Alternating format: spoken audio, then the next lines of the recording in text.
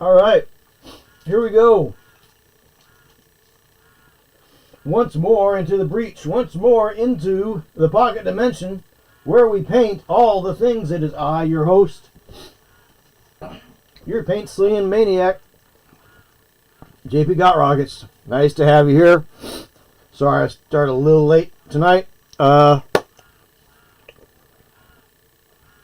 least I had the thing up and running earlier enough. So my computer is sounding like a sick cow. I don't know if it's going to make it through the night. It's really laboring here. It's having a hard time. So let's see what's going on. And let's see if we can get Social Stream Ninja to work. It was not coming up the way it should have. I don't know why it is not. It's not coming in. Yes, I know I closed the dockable window. Very strange. Yep. Okay. Okay. Okay. Alright. Let's take a look here.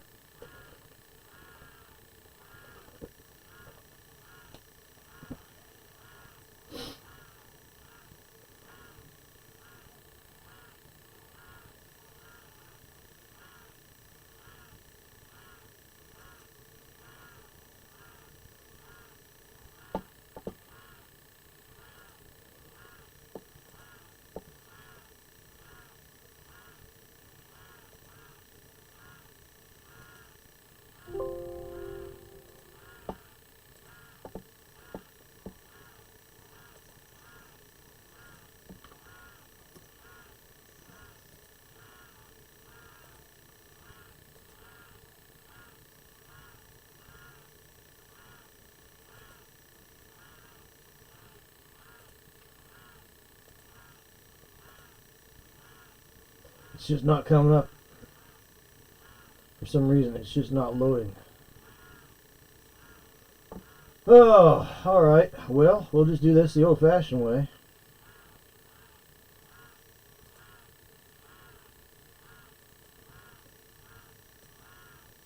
We'll just do this the old-fashioned way.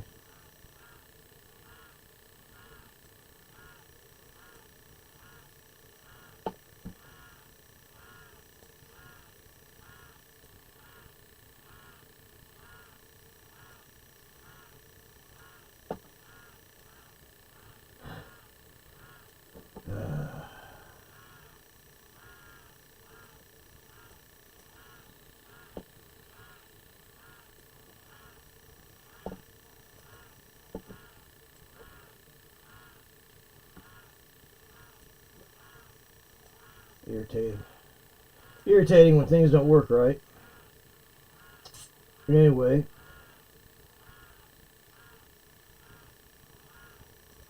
Alright.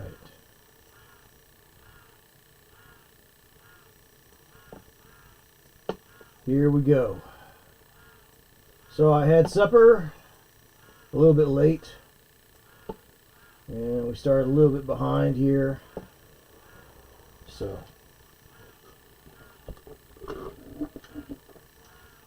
Horseshoe, I saw you there. I don't know if you're still watching or not. Anyway, sorry was a little bit behind where I wanted to be with this particular evening's activities. Like I said, my computer needed to restart, and it sounded like it's sounding like a sick cow. Meow, meow, meow, meow, meow, meow. But I did get my secondary monitor in today, though I didn't have a chance to install it tonight. So that's good. So thank goodness for small victories, right? So I got my I hate Amazon though. Why do I hate Amazon? So I got this thing from Amazon, and it came in a bag. And in the bag, like literally, it was a brown paper bag with Amazon printed on it. Just a bag. And the packaging, the shelf packaging was just shoved in the bag. There's no care for packaging. There's no care for making sure that the item gets to the destination unharmed. There wasn't even tape. So on the box of this monitor, there wasn't even tape. Like sometimes you'll have little tape dots at the corners or at the edges. It wasn't even that. So that was bonkers. And of course now it's starting to heat up and I don't have a working central air anymore. I mean, wintertime I do, but the compressor is out, and to really get a new AC, I need to have a whole new system put in because they don't make the coil that mine uses. They can't use that coil anymore because it's for a particular type of refrigerant, and they change refrigerant every 2 years because the EPA is a bunch of Nazis. So anyway, yeah, it's hot. It's getting hotter. It is what it is. So let's look forward to having a good time in July when we play the Battle of Saratoga. And we'll get together with the rest of my club later in June to base these guys up, put them on bases. And yeah, so alright, well here we go. Let's go ahead and start getting things underway this evening. Enough for that. A little bit more admin work. So administratively speaking, if you want 5% off of your order at Next Level Miniatures, high quality, low price at Next Level Miniatures for your fantasy needs. Use my code ROCKET5, ROKKIT5. That is ROCKET5, ROKKIT5 for 5% off your order at nextlevelminiatures.com. That's nextlevelminiatures.com. Use my code ROCKET5. Also, if you're into tasty energy drinks and want a nice pick-me-up at the end of the day, or want a hydration drink with no caffeine in it, check out w.gg and use my code ROCKETFUEL, ROKKITFUEL, ROCKETFUEL, for 10% off your order at w.gg. This month only, 20% off your order using my code ROCKETFUEL, ROKKITFUEL, at w.gg. That's the advertisement portion of the program over and done with. Let's get to painting. What do you say? Now, where were we before we were so rudely interrupted? Okay. Let's see. All right. I guess. Apparently. Let's go ahead and paint up the canteens. So we'll paint up the canteens.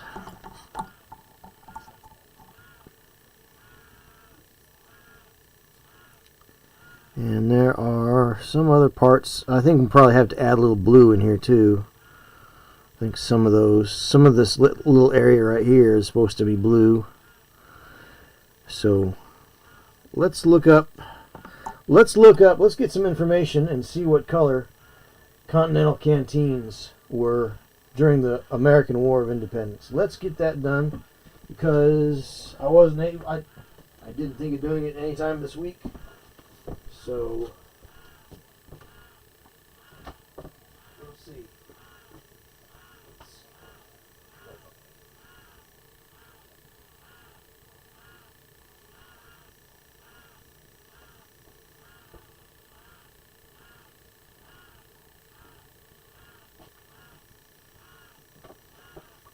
Alright, let's look up and see what color canteens were. Probably could go gray or blue-gray and probably be pretty well on. Let's see. AWI Continental Uniform Canteen color. So let's see what this takes us to. Chest box. Brick red or dark green color. Often sealed on the outside with milk paint to prevent the wood from drying out and leaking. Red was the most common color for Continental canteens. Soldiers or state militias often painted them red and marked them with their state's abbreviation. Green, also a highly popular color, particularly among riflemen and militia units, sometimes painted over an original layer of red. State markings in 1777. Continental Congress mandated that federal property be branded to prevent theft. Extremely rare surviving examples of these federal issues are branded with U states across the wood face. So, red or green is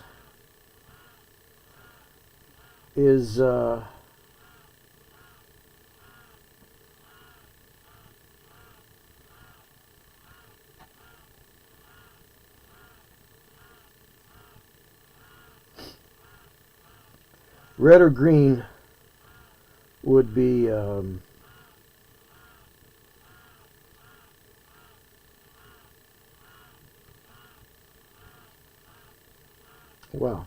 I'm going to bookmark that. So red or green will be appropriate. So, very good. That's what we'll do then. We'll do some of them up in red and some of them up in green. Red seems to be the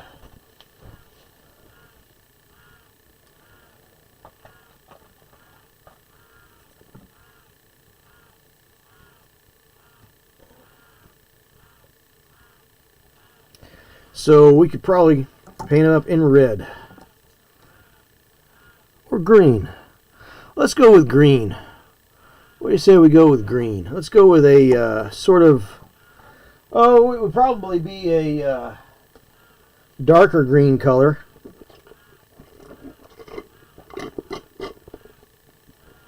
It's probably not a very light green. We'll go up with a darker green color. Let's see. Yeah, we'll go with this. Could go with dark jade. That's kind of too blue. I think I want to try this basilisk green. This is Reaper basilisk green. We'll go with that.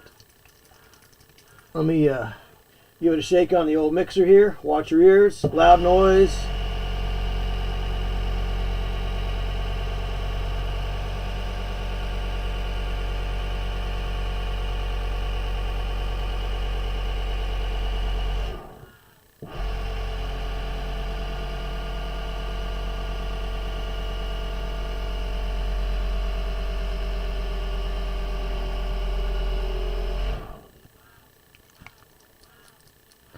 Alright, let's see if this green will be the green we want to use here.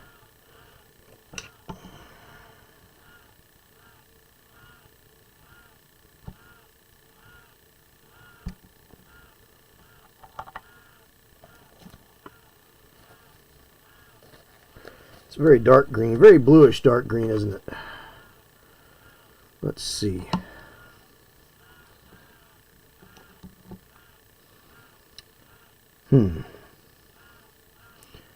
Well, let's look at that. Let's try this. Let's look at pine green, just for kicks. Let's look at this pine green color. Pine green might be a little bit more, might be a little closer to the green that they used back then. Let's go ahead and clear that nozzle.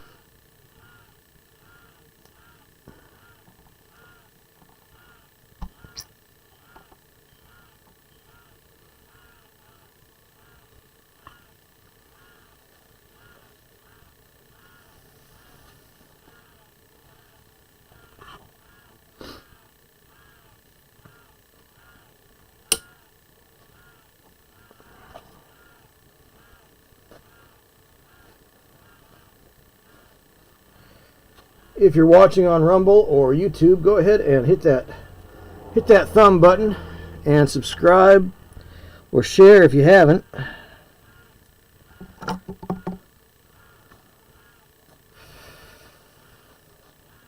Trying to be worthy of your time. Of course, I will also be streaming on Saturday afternoon, I think.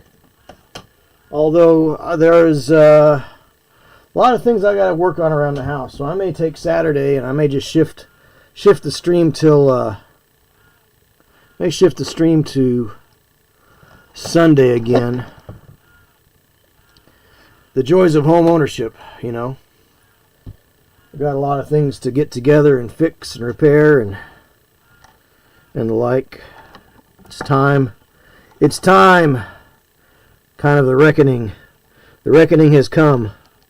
See if we mix that in a little bit with the basilisk green. See what that does. So there was kind of a pine green on a lot of equipment that I've seen from that period of history. So I kind of like it.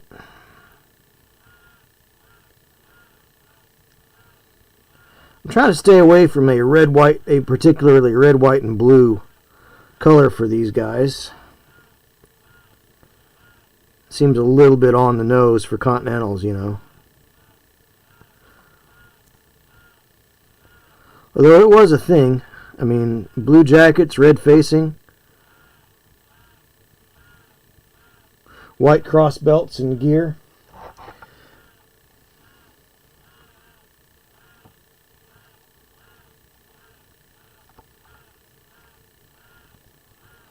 You can hear my computer having a fit over here, I'm sure. If you want to help me get a new computer, feel free to, if you're on Rumble, feel free to throw a Rumble rant out there. Because YouTube has not, I do not have 1,000 followers or 4,000 hours of stream time on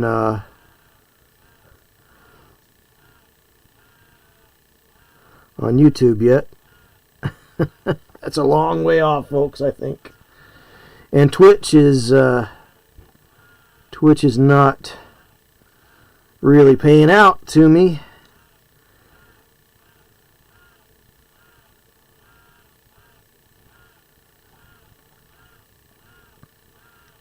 Because I was hoping to have, you know, more than one regular subscriber at this time. If I had a couple dozen, that'd be terrific. But I guess I don't paint enough Warhammer or play enough web games or something. I don't know. Or people have just moved on from Twitch too, I think. Hey, Myar. Myar has been subscribed for a long time. So he has helped me quite a bit. So be a Myar.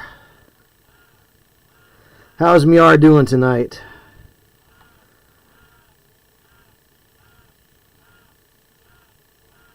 Hopefully, I hope your job's treating you better.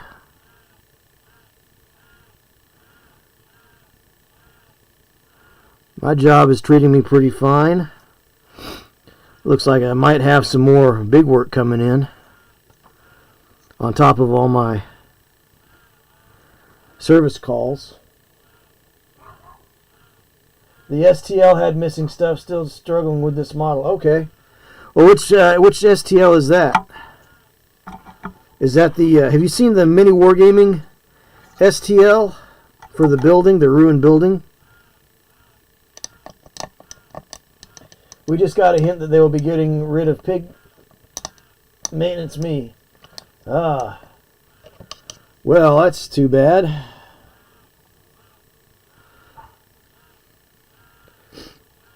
Well, hopefully other places will need a maintenance man. It's good. It's a good line to be in. Everybody wants them, but they never want to pay what a good one's really worth. I'm working on a place right now with a gentleman who is their maintenance guy, and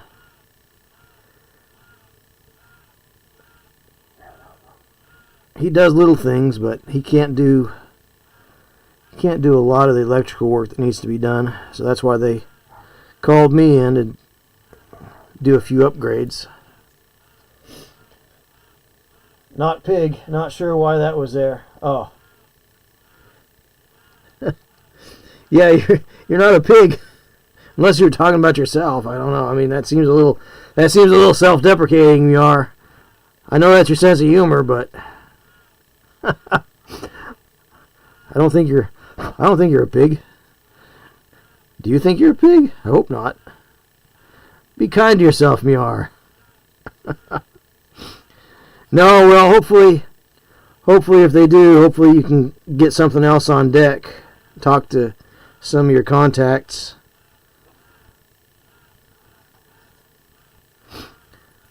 Go down to the supply house and talk to guys that are working, see if they need a hand with something, you know. Take those skills elsewhere where you might be appreciated.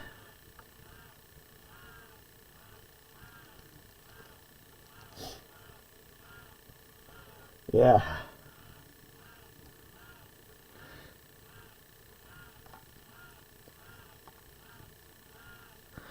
Oh, my computer is sounding like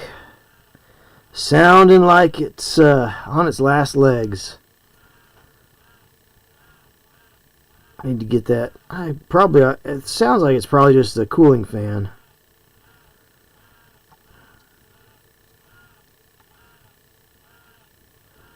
But it is an older computer. It's a laptop. It's lasted me this long.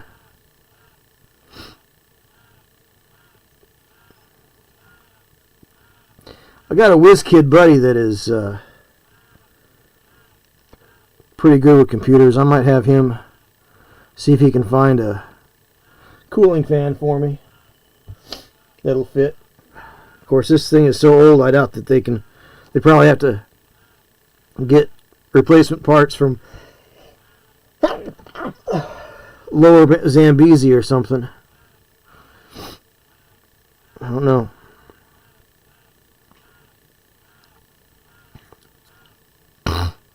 Excuse me.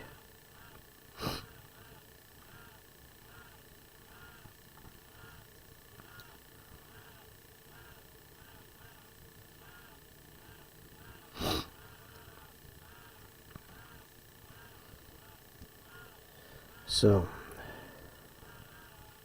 but no, Miar, if you sign up with the for the mini wargaming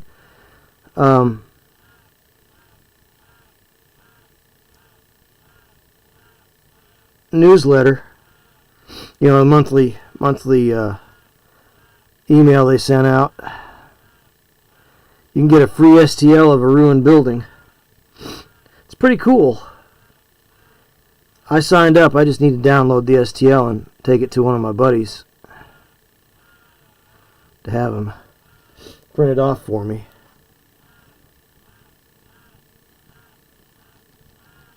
Of course, I'm very much old school in my approach to terrain. I'd rather build it than print it out. But I will not look a gift horse in the mouth, you know.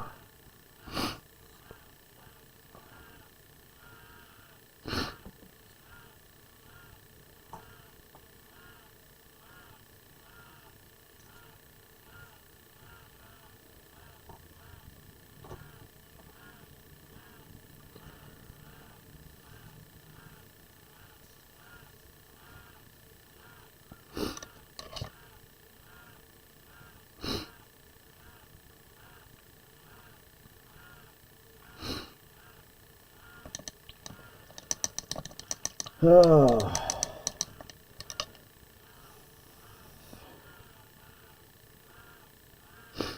It's probably about time to turn the AC on upstairs. And I will probably set up another desk upstairs. I've got some cleaning and straightening to do upstairs too. you know, when you move into a place and you never get a chance to actually move in, get things squared away, it can be very frustrating. And then you have a lot of other people that have demands on your time and energy. Work, conventions.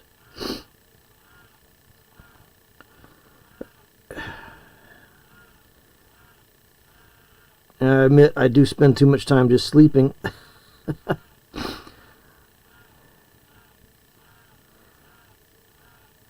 don't sleep well at night, and so when I get home from work, I'm wore out. And so I'll even make up the sleeping sleep on the weekends when I should be doing things. And then I tend to beat myself up over it. Well, I just wasted the whole weekend. Like last weekend I had a lot of things planned, but I woke up like at noon every single day. So much for a 3-day weekend. It was a 3-day sleep end.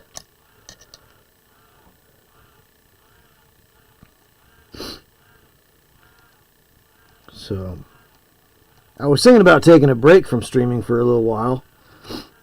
I did last summer because, you know, no AC and everything was hot and just had so much going on with that drama. Not that it was drama, it was just, you know, nobody can fix my AC because even though it's a fairly young system, I mean, it's probably 15 years old. They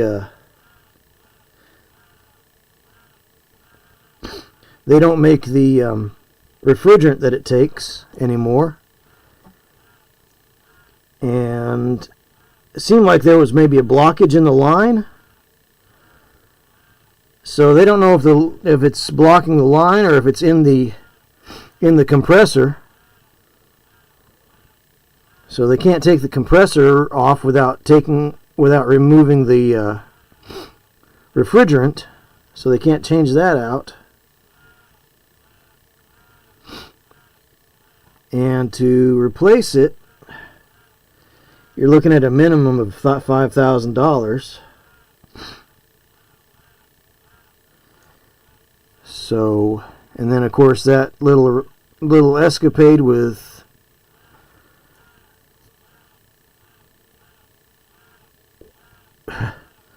all my paychecks going not to me back in December didn't help.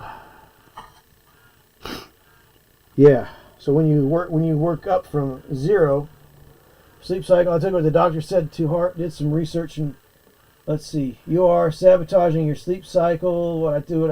Doctor said to heart, did some research and forced myself to keep a schedule for a week and a half, and I can already tell I'm sleeping more. My wife and I were, it's the same as you were, yeah. Understand.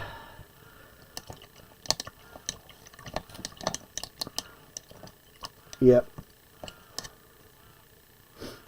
Yeah, what I need to do is, like, when I'm tired, is not just sink off to sleep and take a nap. I should just power through it. And just, if I have to go to bed early, I go to bed early. But then when I go to bed early, I wake up like at 2 in the morning and I'm awake. You know. So my day runs from like 2 in the morning until whatever time things go, whatever time I get back from work in the evening, you know. So it is, yeah, I mean, I totally get what you're saying about sabotaging sleep schedule. That makes a lot of sense.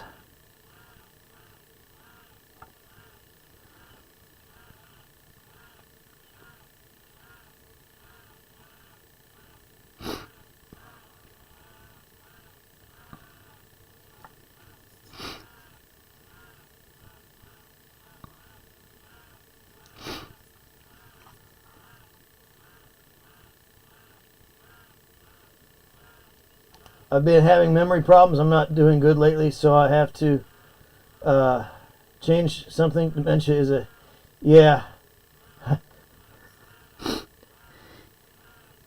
Yeah, it is. Especially when you're young like that. I mean, there are memory problems that just happen as we get older too, Miar.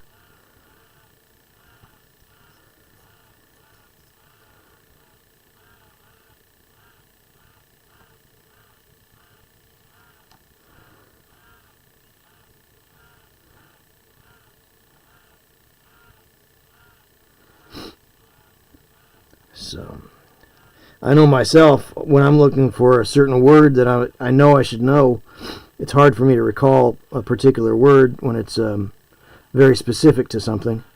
But sometimes that is just actually putting too much pressure on myself to recall the word, I think.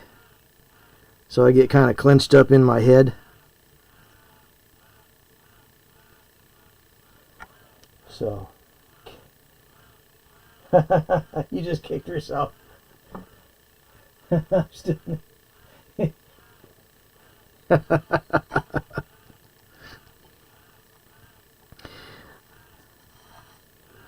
Oh, don't do that, Miar. Don't kick yourself.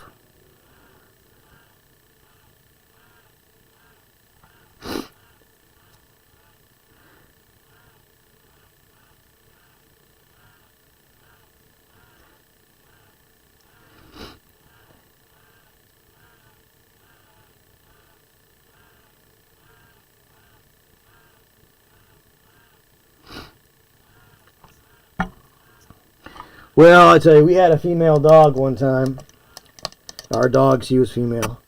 And you're supposed to, before you get a female dog fixed, they say it's best to let them go through heat a couple of times. And so my very proper stepmother said, she said, now you know why we call the female dogs a bitch. Because sometimes let a female dog go through heat, they can be really difficult to deal with. So I was kind of like, wait, what did you say? Oh, I don't know, Miar. I don't know if you can. I wouldn't worry about it. It's okay.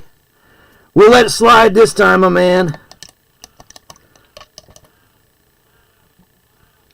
We'll let it slide this time.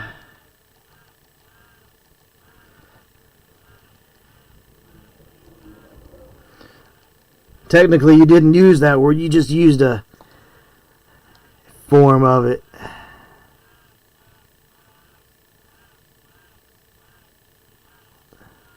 English is a funny language. Attitudes towards it are funny too. Certain words.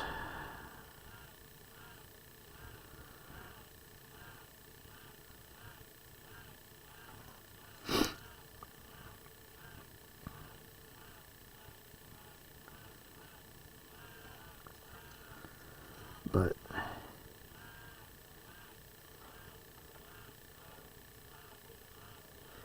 yeah, it is.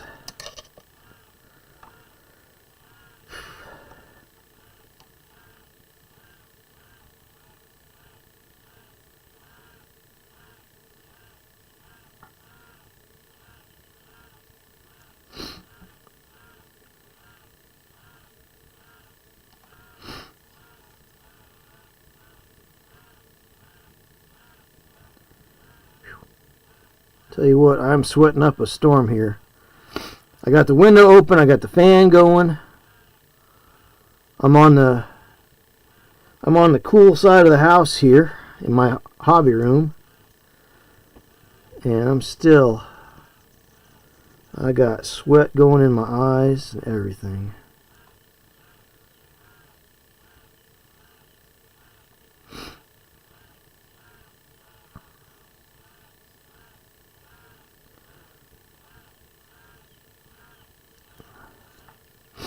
too early in the season for it to be so hot outside. It was actually outside is not too bad because you got a breeze, but it's hard to get a breeze in the house sometimes.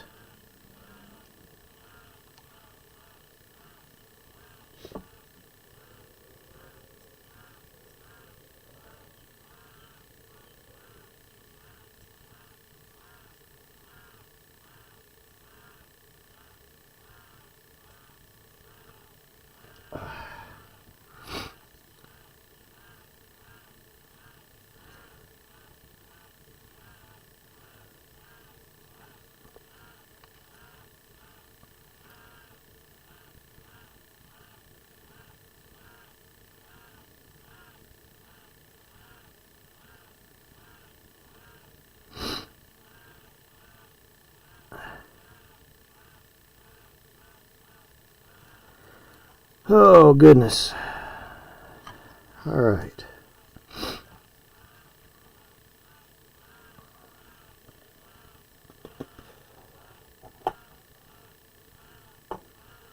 I'm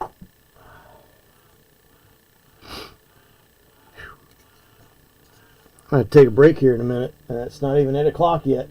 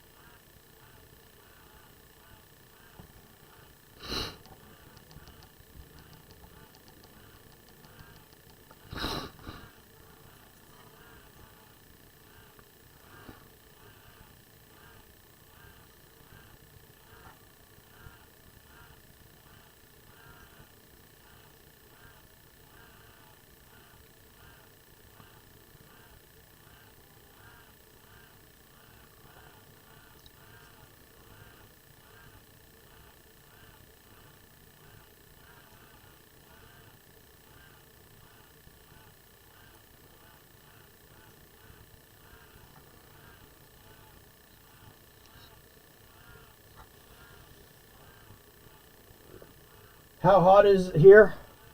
It's too hot. How's that? It has to be up in the top 80s. Probably 87, 89, easily.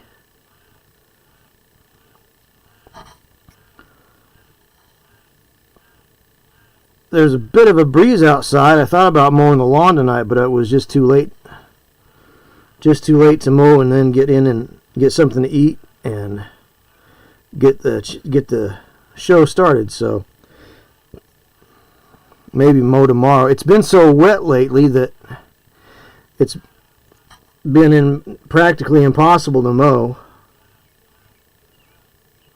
I wanted to mow this past weekend, but it rained like every day. So that was not, that was not enjoyable.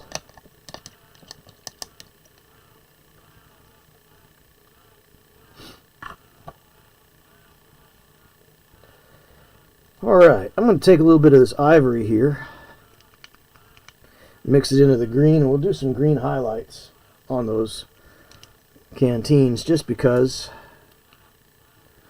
I don't know, maybe I should wait until after I do a wash to do highlights, but it's my channel, it's my way of doing things, and we're just going to do things however I want to do it as we do it. So let's add a little bit of ivory to this green here, and we'll just do a little highlight on there.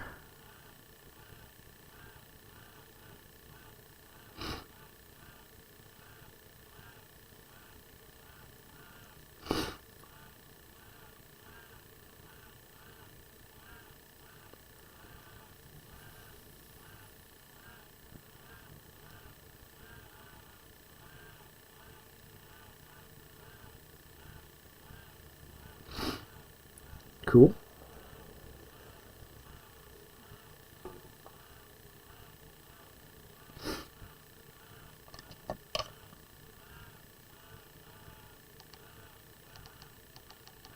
This is the kind of heat that makes me think maybe I should give in and start using the wet palette. But kind of not worried about it right now.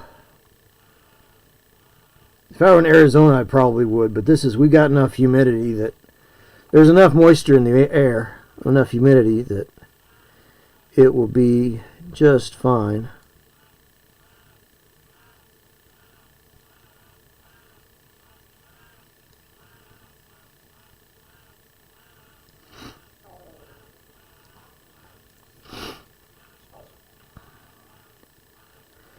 So I may go through and do highlights on his jackets as well.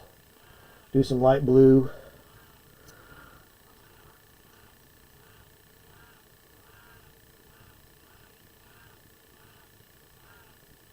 I think the other thing I need to do is I will clean up the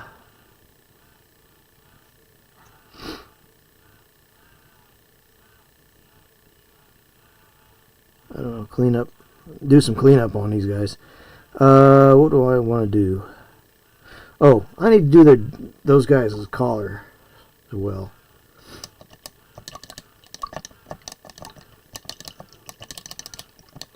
So yeah, I need to maybe just do some highlights on their jackets.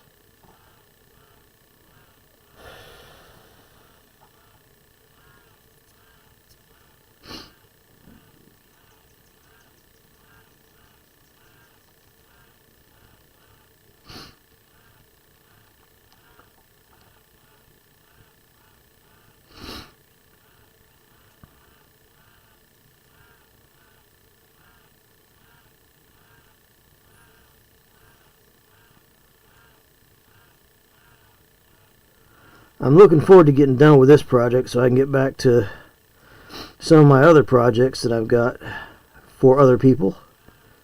And once I get those projects done for other people, I can get back to my own projects. Such a dum-dum, I put the cap on the auto mini sander, put it on the table, and pressed down to cap it. It takes some force, and I sat it down out of all places, right on top of a sculpted gun holster. Ah! Yeah! Yeah, no doubt. Hey, Greedy, welcome in. How you doing? Sam, I can imagine that would make me mad at myself. Doesn't take me much to make me be mad at myself. So, how y'all been? It's been a while. Greedy wants to know. Well, it is hot here. Greedy, as you can well imagine. It is considerably hot here. If I had the money and the time, I'd be going to Wonderfest in Louisville this weekend. But I don't have... Oh, I mean, I could if I wanted to, but... And I would like to, but I've got so much going on around here that I got to get done. Lawn needs to be mowed. You know, last week and a half, it's been nothing but rain almost every day, if not every other day practically. So the lawn is getting up to it's not at violation standards yet by any means, but I definitely want to get that taken care of before too long. So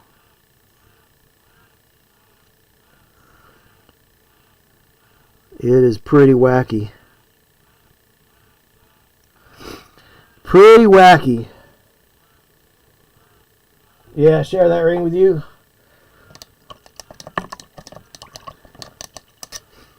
Well, I think it's over for the time being, and I think it brought a little bit of a cold front, but it's still pretty warm here. So I would love to share that ring with you, but I don't have that power, amigo.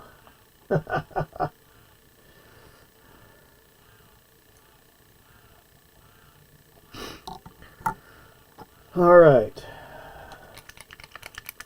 What you been working on lately, Greedy? Anything in particular? Got anything you're working on your desk? Miar was having some fits with an STL, he was saying, and we were talking about that for a little bit. What do you got going on? Got anything interesting on the paint table, or is real adult life catching up to you too?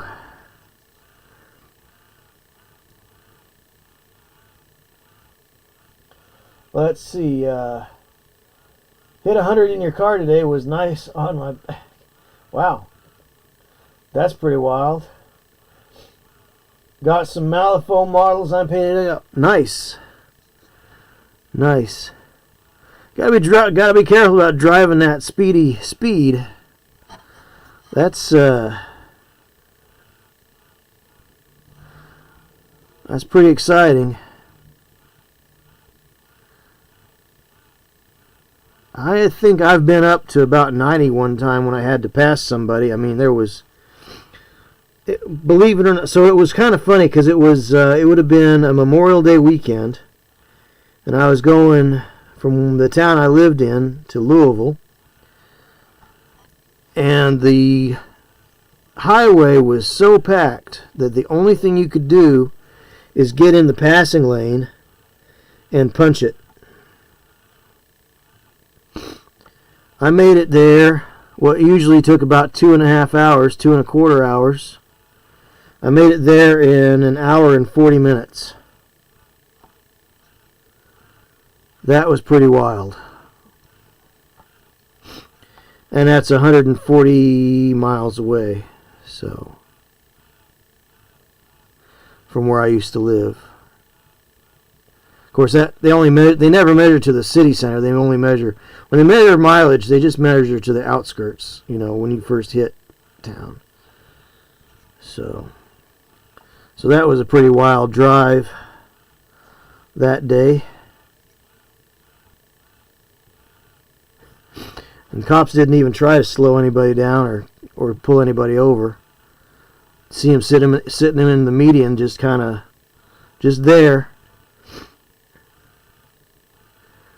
I guess they figured they'd just be on site in case anybody had problems.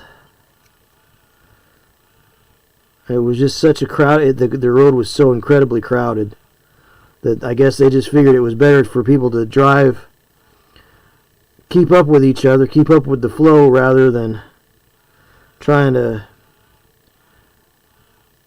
catch too many people. They probably figured they'd make it up at the end of the weekend. Adult life stops when the boys go to bed. I'm trying to paint at least 30 minutes a day. That's good. I'm sorry, I meant 100 degrees in a Galant. Oh, 100 degrees, okay. In a Galant, when I was in high school, I hit close to 120. My friend got pulled over, got a ticket when we met up. Later, said the cop complimented our driving. Hey, Galants are pretty decent little cars. I have a friend that had one. I've not had one. But they got rid of their Galant and got a Honda CR-V. And they had the CR-V for about, 3 to 6 months. And the transmission dropped out of them while they were out of town. They were on a trip going somewhere and the transmission died. But the 2002, 2003 Honda transmissions were pretty awful. The car that I have is on its second transmission. They had it replaced at 60,000 miles. And then I got it. It was a practically brand new transmission. And then it died out on me. So I guess it was just a thing. That particular motor and that particular transmission. It was a weird thing. I mean, Hondas and Toyotas are generally fairly reliable, but I guess something slipped by the QC, and they had a bunch of bad ones go out at one time. So yeah, ouch, I got a 2016 CRV, hasn't let me down yet at 97K. Right? Well, that's the thing. The Hondas and Toyotas are, I mean, they are. I had a 1999, 98 or 99 Camry, and I got nearly 320,000 miles out of it. Well, I bought it at 96,000 miles. It had 96,000 when I got it, and I had a leak in the I had a problem with the radiator, and so I did replace the radiator, but I just didn't have any confidence in my abilities to repair it. So I just went ahead, I mean, I bought a radiator, I think it was, I don't know, $60. I popped out the old one, put the new one in, and I let it sit to bleed off any air that might have got in, and I did all the things, but I just didn't have the confidence that it would be 100% repaired. So I kind of just let it be what it was, and junked it. So you got a 20, yeah. So, but it's getting time to get a new vehicle, because I've had my Honda now for 12 years, and it's a 2002 model. So, but I don't like any of the new cars coming out. I really do not like them. They're all electronic dashboards, and they've got that stupid stop go. Oh, if you're at a stoplight and they turn off the engine, it's like, really? What if you gotta just really get going? You gotta wait that fraction of a second to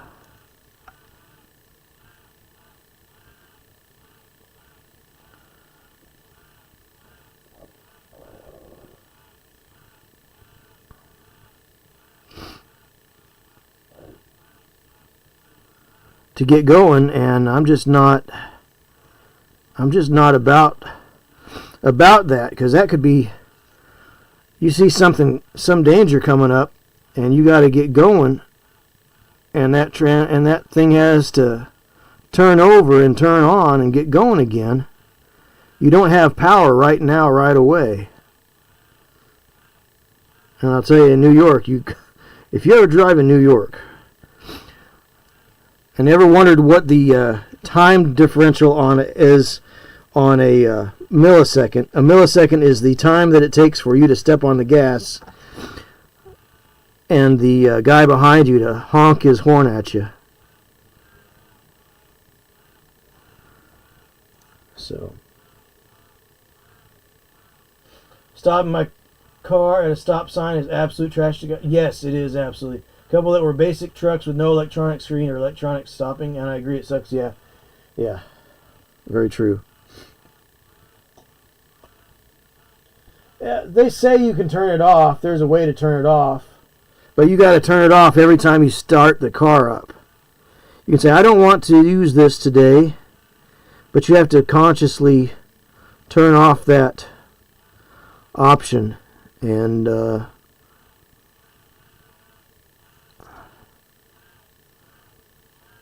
remembering to do that can be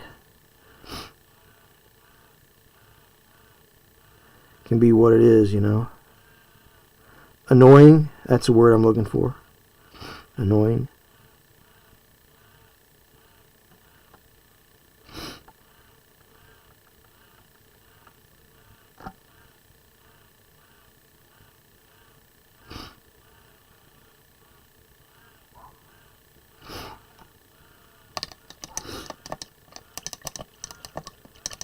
I rode in a taxi in Manhattan years ago. I'd never do it myself. Yeah, I hear that. Maybe it was Queens, but I can't remember. Well, either way, whoever's driving in taxis, some of those guys you wonder if you're going to make it there. But because I rode it, most of the time I would just take the subway. Job I had, we kept our tools on site, or we had our own trucks that would deliver our toolboxes to wherever we were working. So never had to really worry about having a vehicle in the city. But the few times I ever did take a cab, I was a little bit in fear for my life sometimes.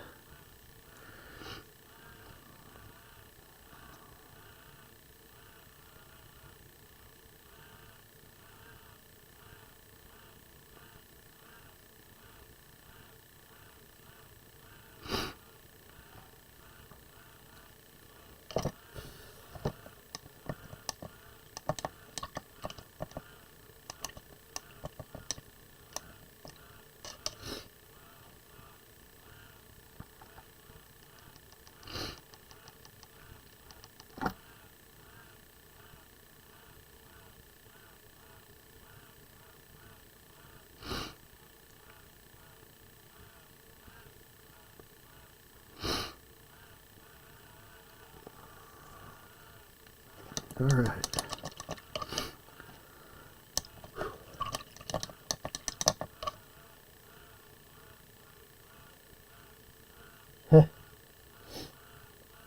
Newer car, we were on the last payment, and so we're actually looking for a vehicle to replace the other car. Yeah, you go from finally getting something paid off to starting the payments on another one, huh? It's the treadmill, I tell you. It's the treadmill. That's all it is.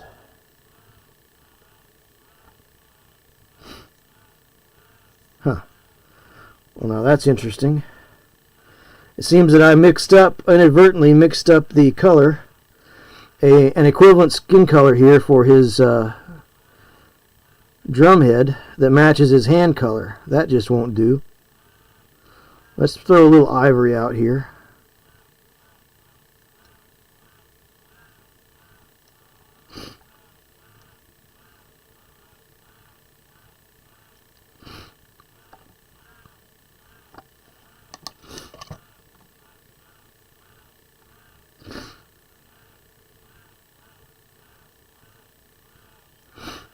All right.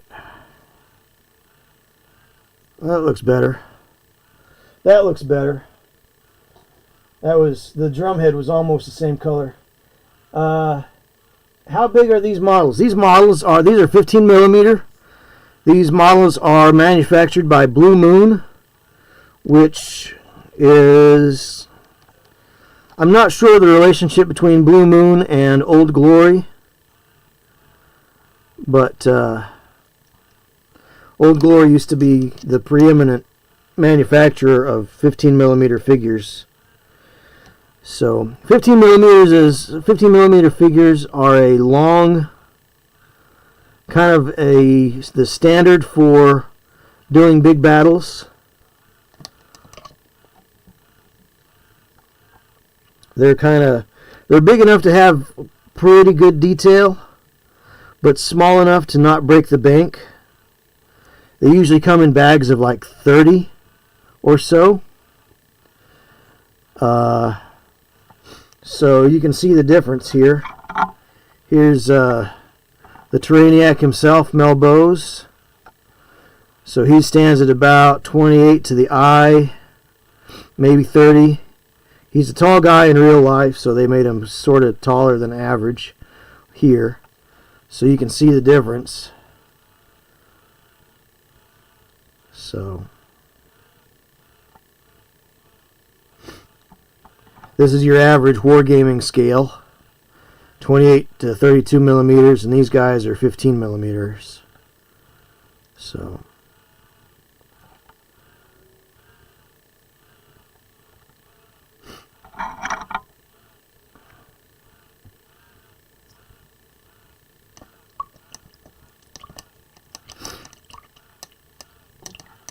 all right.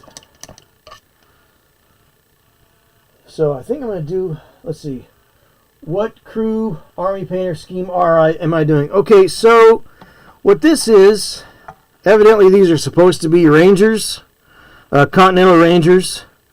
I didn't really have an actual color scheme that I could tell what it was, so I just went with blue jackets with yellow facings and turnbacks.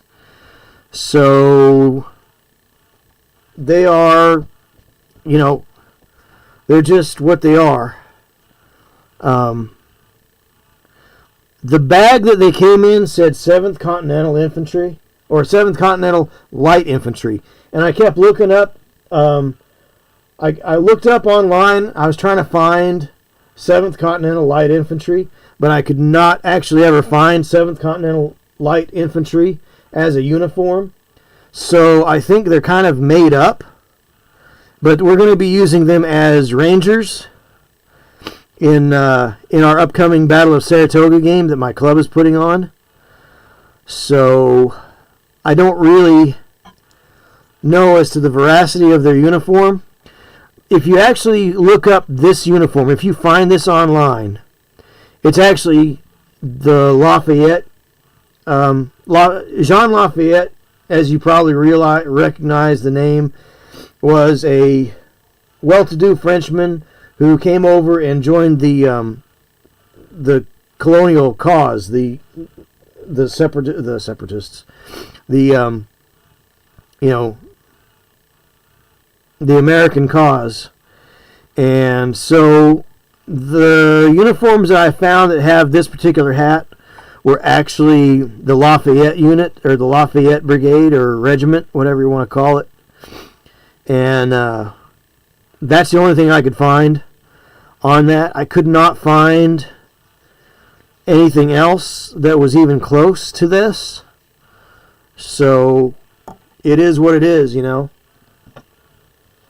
And there are different parts of the country at the time had different colored uniforms. So often we think of American uniforms as just being blue, you know, blue versus red, right? Or red versus blue.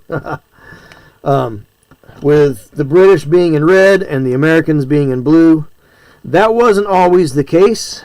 Different uniforms that the Americans had. Some units were actually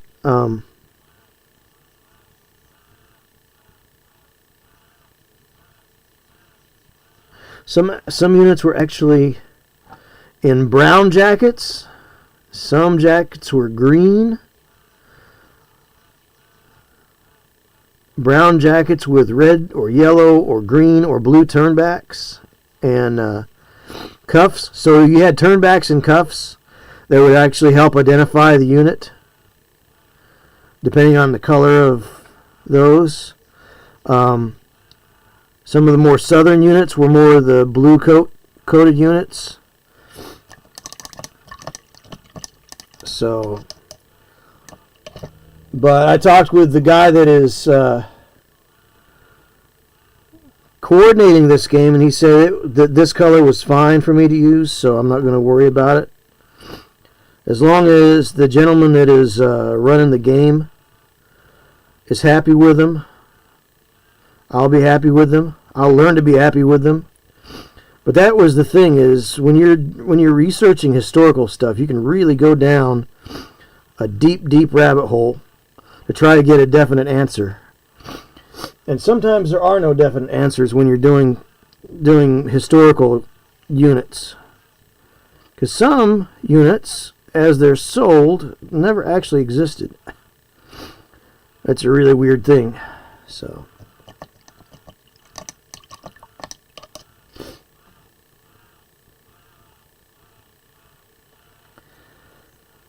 but yeah, these are Americans from the War of Independence. While I got this white out here, let's go ahead and do their straps here. Do their slings.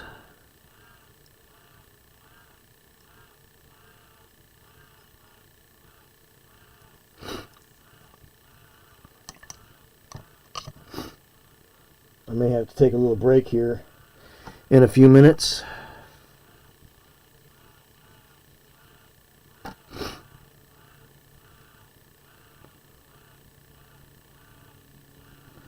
Like I was saying a little earlier, generally I stream on every other Saturday, every alternate Saturday. I call it the Super Alternating Saturday Show, the SAS. So Saturday at 4 is when I normally have it, but I've got quite a bit of work to do around the house here. So I may postpone this week's SAS to Sunday. So no SAS on Saturday. The SAS will be moved to the Sunday.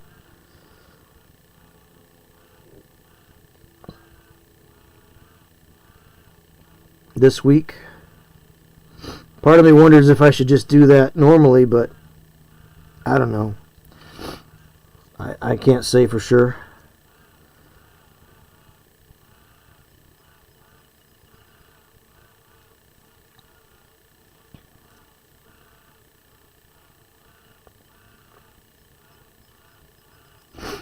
So we might have our SAS on Sunday. Out of SAS, yes. I will not be sassy. Oh, I will be sassy. Fat and sassy.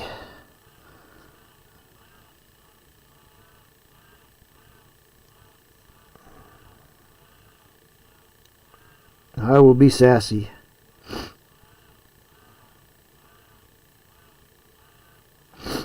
So what's funny is once you get something painted on these, another little detail will poke up.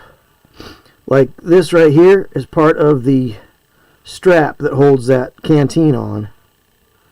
Just like that is a part of the strap there and part of the strap there. And as I've said before, these are not the best sculpts ever. They're serviceable, but they're not great. There are problems. But that is also a thing. A lot of historical miniatures people kind of do it as a labor of love. I mean, they get paid for it, no doubt. But at the same time,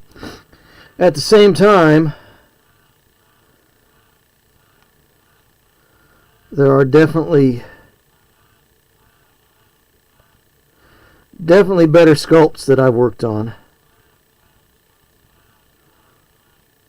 And that's not throwing any shade at anybody. I'm just saying that historical miniatures have often been they've been sculpted by, I would say, enthusiastic amateurs.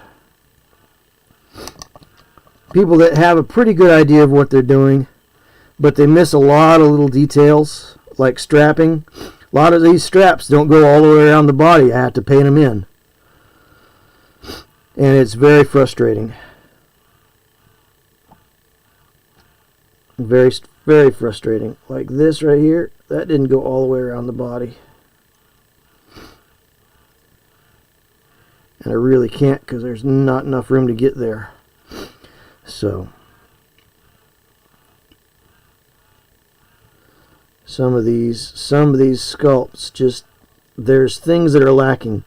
I find certain things lacking about them. I mean, let's see. Did you like Skyrim? Skyrim, the miniatures, the Fallout miniatures. Modifius is doing a huge sale. Ooh, really? That's pretty cool. They did a huge sale a couple years ago too, Miar, and they had them on sale at Origins too. I should say Origins as well. And Origins is in 3 weeks from now or so? About 3 weeks. So maybe they'll have them on sale there. I don't know. I hate spending money on things before Origins.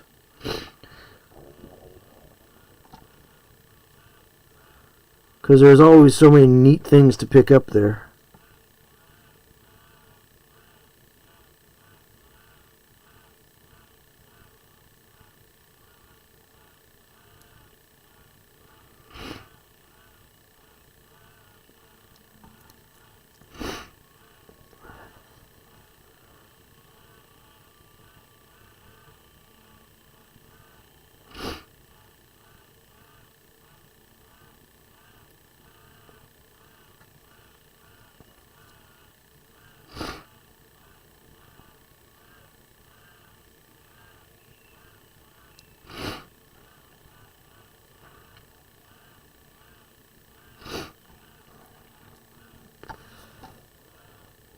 So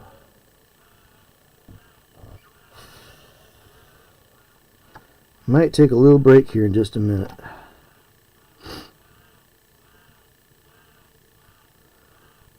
Paint these slings on here. The thing on the shoulder that goes up.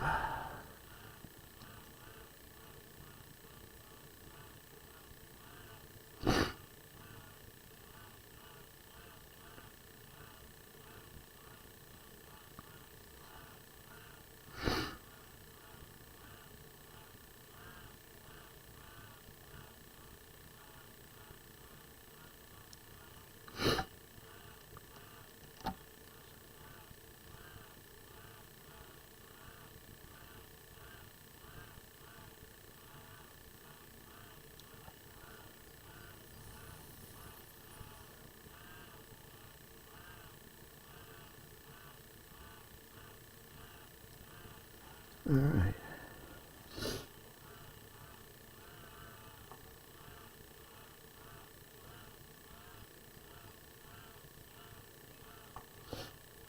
Never tried Fallout or Skyrim. How's the detail on them?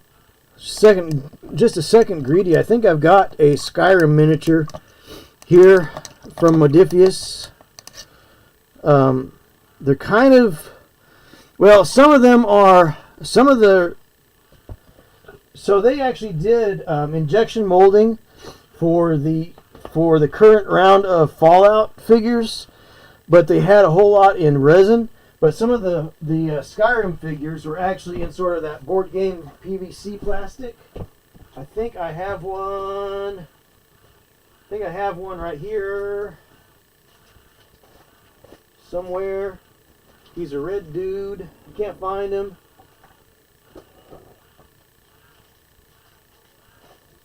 I have one of his mates. Well, let's take a little bio break real quick, and we'll come back to it. So give me a couple of minutes. We're going to go on a bio break, and I'll be back.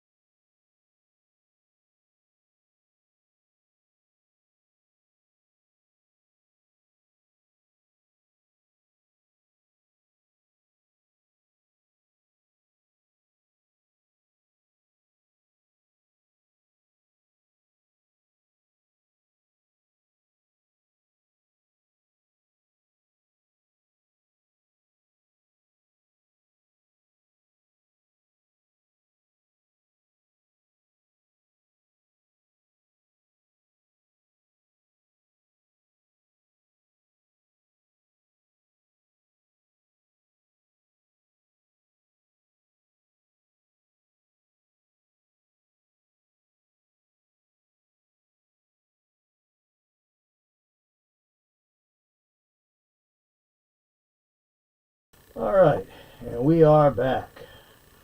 Welcome back. Welcome back, welcome back. Welcome back, welcome back, welcome back.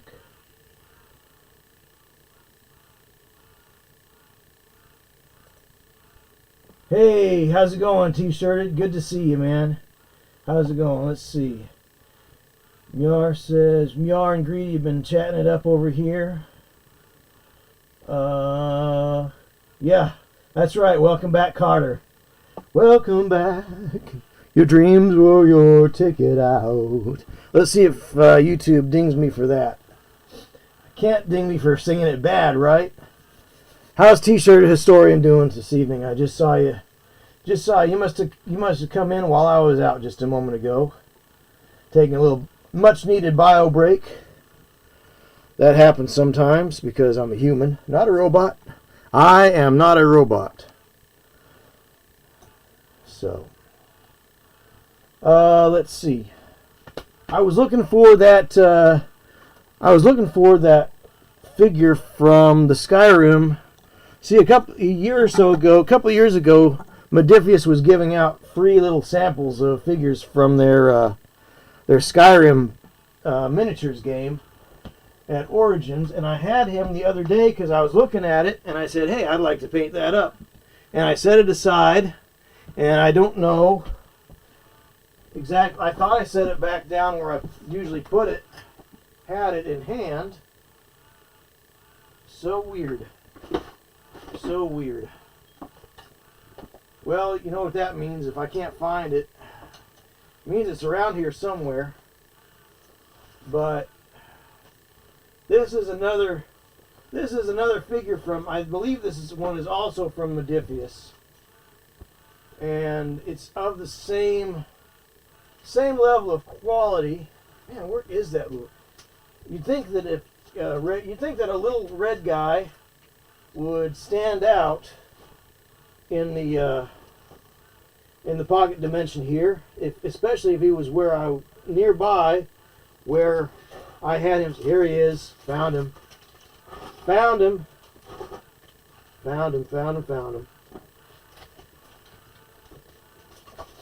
Yep. So let's pop this bad boy open and I'll show you, Greedy, what Myar is talking about. So,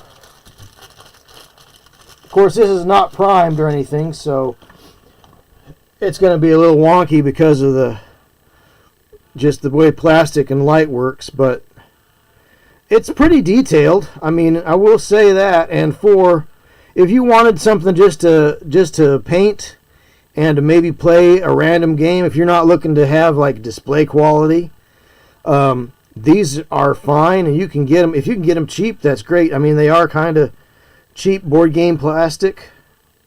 You know, they're not quite as bendy as bones. If you bent this hard enough, I think you could kink it over. But that's a Skyrim figure. I don't know what faction he belongs to or not, but I'll definitely have to rinse him off in soap and water, because he does have a little excuse me, a little greasiness to it, like where he was coming out excuse me, coming out of the mold there. But that's one of the Skyrim figures, if you were wondering there, Greedy. So yeah, they're not bad. I mean, like I said, it's not gonna, it's not what you would get from like a resin manufacturer or a metal manufacturer or hard plastic, but for something to paint up, and if you got a dozen or so of these guys and wanted to make them into a warband for something, like say I don't know, like Raven's Feast or Song of Blades and Heroes or something, they'd be perfect for that. So I mean, this hobby is supposed to be fun. Everybody gets something different out of it. Not all of us are going to be competition level painters. Not all of us are going to be display level painters. We're not going to all have a piece in Verco's vault.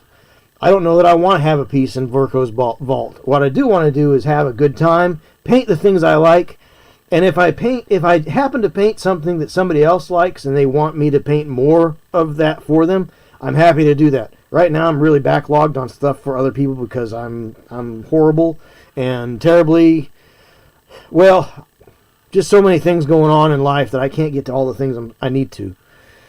I need to clone myself or get a robot, like I need a robot butler or something. Anyhow, yeah, they're not bad, Greedy. So, my display pieces would become game pieces. Elder Scrolls Call to Arms miniatures are so much better quality. Yeah, these aren't bad. I don't know if this is Call to Arms or Skyrim. I'm not sure. I know this is the ones they were handing out as samplers for that. So 2021 Bethesda Softworks. So 2021, this would have been 2022. I went to my first Origins back from the pandemic, I think in 2020. Might have been 2022 or 2023. I can't remember. Anyhow, that's the copyright date on them. So if that's the copyright date, maybe in 2022 they were handing these out. 2023. It's from the board game. Okay. Well, you know more than I do on that, Miar. But it's, I mean, for being board game plastic, I mean, it's really not bad. You could do a lot. You just have to be conscious that the detail is a little bit on the, like the relief, the detail is not soft, but the relief is a little bit shallow. That's how I would have to say it. So, yeah, I don't know anything about the board game or the miniatures game. I'm kind of at what I like to think of as being critical mass. I can't really get into too many other things. I'm kind of at critical mass with all the Discords I'm in. Probably need to cull some of them that I've really never posted or have no interest in. It's not that I don't have any interest in them per se. It's just there are ones that I visit more often than others. So, and trying to post my stuff up on all of the Discords that I'm in. I do love the board game. I got to play it once before my stepdaughter moved in. Speaking of, does anyone want a kid? I like to try the monster. No, I don't need any kids. No, thank you. I think I've got a cat, and sometimes he's enough. Too much, in fact.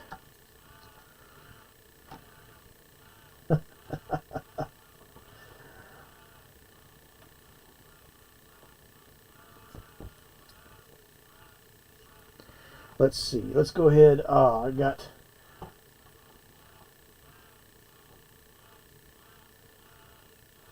Monster Hunter. Is that the Monster Hunter International game based on the Larry Correia books? I saw that at Gen Con a couple of years ago, but I don't know anything about it.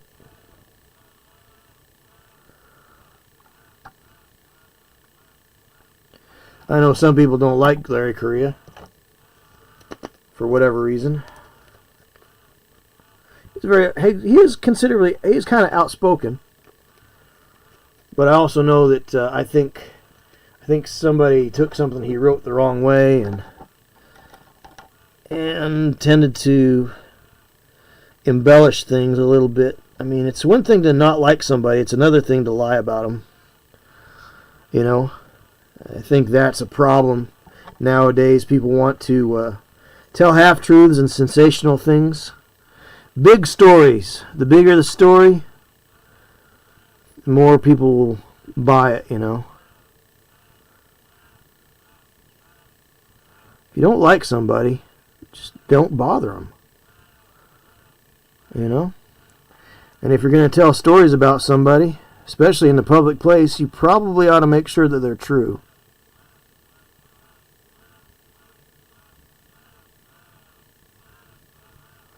Because if you don't, you're cruising for a bruising.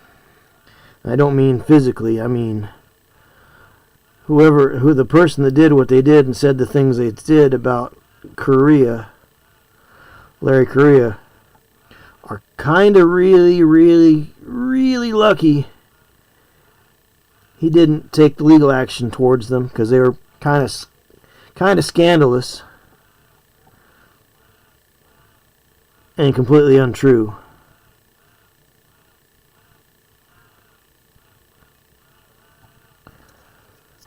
But he can be a bit of a bomb thrower too, so sometimes you reap what you sow.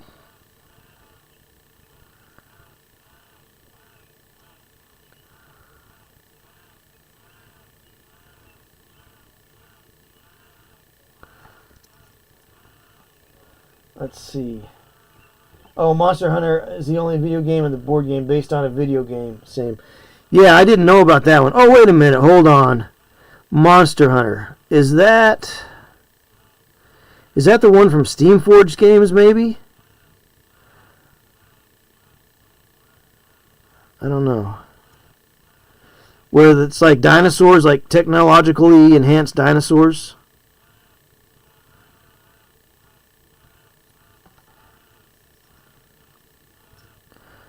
Because there's a Monster Hunters International. See, that's the thing about things, is there are so many things that are so close to each other. Well, this is Monster Hunters. Well, this is Monster Hunters International. I may be sowing what I reap this summer, but I think I may be too late for making the garden. Hey, I tell you what, tomatoes come up fast. And if you put zucchini in, once zucchini are planted, man, you will never run out of zucchini. Like, you'll have zucchini all the way up into like October. Those things never go away once they're going.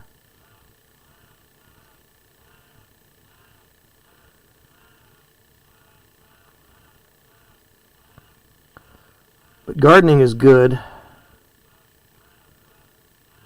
If you got the time and the space for it. I've thought about it, but I don't really have the time or the space. I'd like to build some box garden type stuff, but the problem is you can't really do heirloom stuff. So if you get seeds, if you buy seeds, the seeds from whatever you plant this year and come up, if you try to save them, those seeds won't take next year. It's kind of a scam to keep you buying seeds, you know. But we've got we've got a nice couple of greenhouses around here. I've been meaning to get some marigolds, but I need to redo the walkway. Like they put bricks next to my walkway. I think somebody stole a couple of bricks off of my walkway. But I want to get rid of that because they outlined my walkway with those bricks, and the bricks just catch dirt and get grass growing in between the bricks. So I'm going to wreck that out and maybe put new lining around it. Maybe. So that's a plan. So, and they used to have some tulips planted around the place. Some daffodils. So I got a lot of little things I need to pull out that I don't really want to have. I'm not a flower gardener type. I'm taking a share. I'll be right back. Taking a share. Yes, go take a share. A share. Got to take a shower. Take a share. And don't forget to clean behind your ears. Take a share. Clean behind your ears.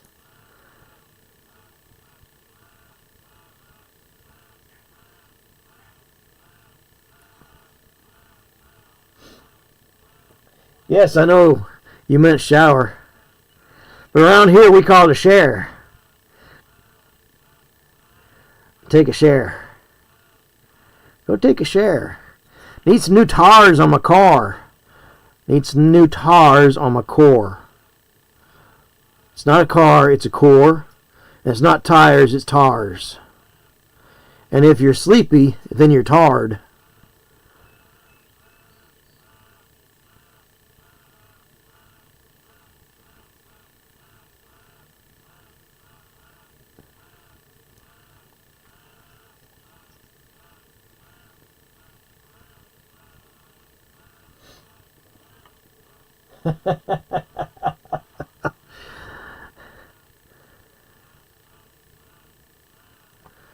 Right?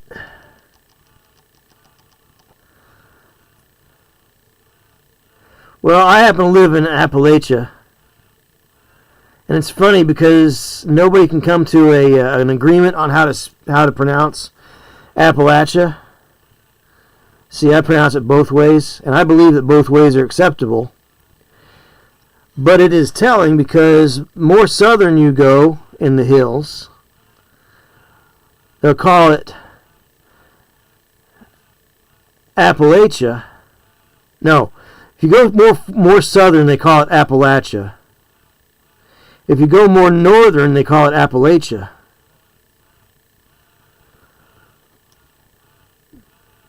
And the way you can remember it is if you say Appalachia, I'll throw an Appalachia. So depending on where you're at, it could be Appalachia or it could be Appalachia.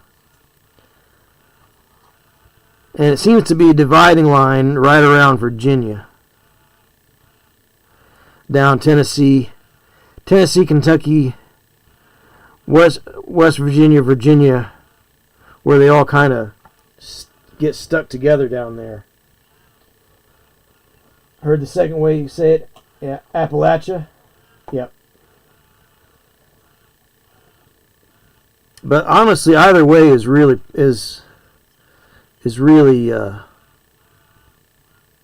acceptable. A lot of it just depends on where the person is from, how they prefer to pronounce it.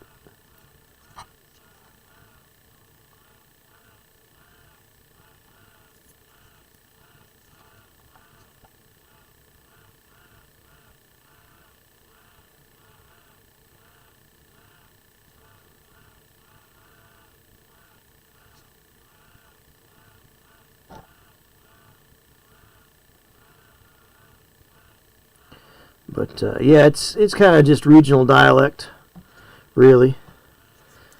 It's nothing to get too excited about. Some people do, but it's not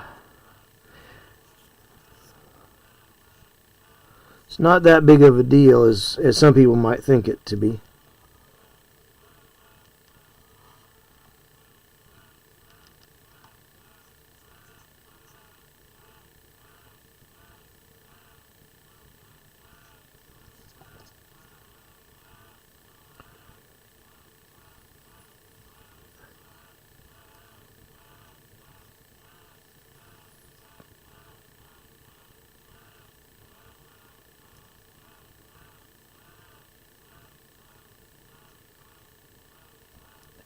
So sometimes people get worked up in knots about, oh, what's the proper way of saying it? I want to be proper. Well, the answer is both ways are proper. So don't get twisted up in knots sometimes. It's kind of like you got to know if you went to a different country, they would say your personal name in a different way. But they would still be trying to say your name. Maybe they would have your name in their dialect as well. So they might just substitute it. Like if your name was John, they might call you Juan. Or they might even say John, but they might say it with their accent. So I might say Jean. If you were French and your name was John, they'd just call you Jean, because that's their accent anyway. It's just going to come out that way, regardless of whether they try to say John with a hard J, or Jean with the softer J, JG sibilant sound. The answer is relax and just talk. Yeah, exactly. With malice towards none.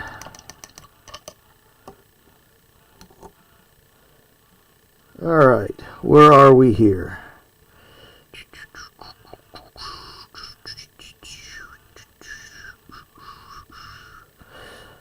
Let's see. Let's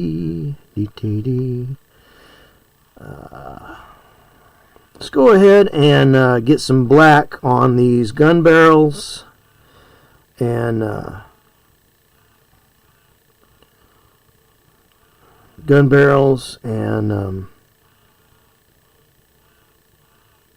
bayonets. Barrels and bayonets. So we're going to work on barrels and bayonets. We're going to put the black underneath there, so that when we put the gunmetal on there, it will kind of make it pop a little bit better.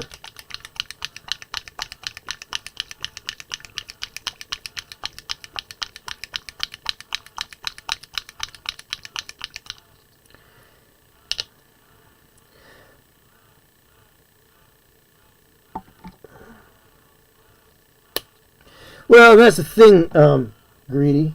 You know, sometimes people get really, they want to show, I think sometimes they want to show off their mastery of another language. So, like, instead of saying Guatemala, they'll say Guatemala. And it's like, okay, we're speaking English here. It's okay to say Guatemala. You don't have to show off. Or, like, so what is this word right here? That's technically, that word is Vallejo, right? But most people in the United States, they look at it and they just say Vallejo, which is close enough. But some YouTubers kind of get a little, it's a little irritating to hear them like say Vallejo, because they stress it so hard. These are Vallejo, blah, Vallejo, Vallejo, blah. Just say Vallejo.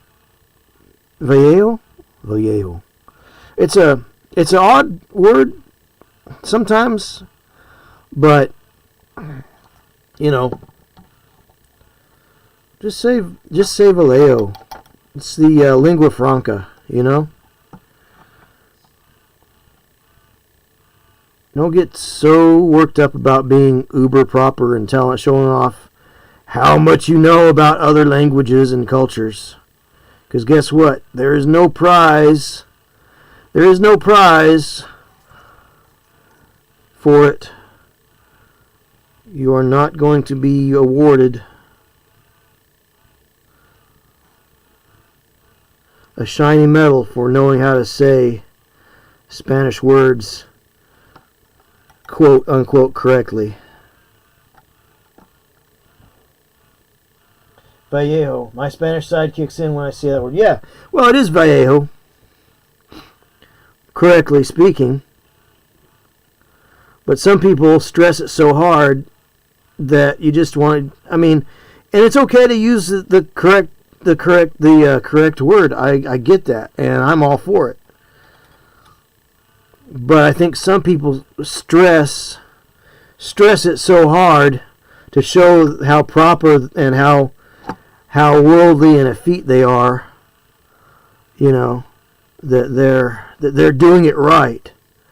And so when they stress it so hard, it kind of cheapens it, you know. It's like, okay, we get it. You can speak a little Spanish. You understand the rules of the language. And it's just kind of a turnoff. You know? Like, I know it's Vallejo. You know it's Vallejo. But I'm not going to stress it so hard that it takes away from my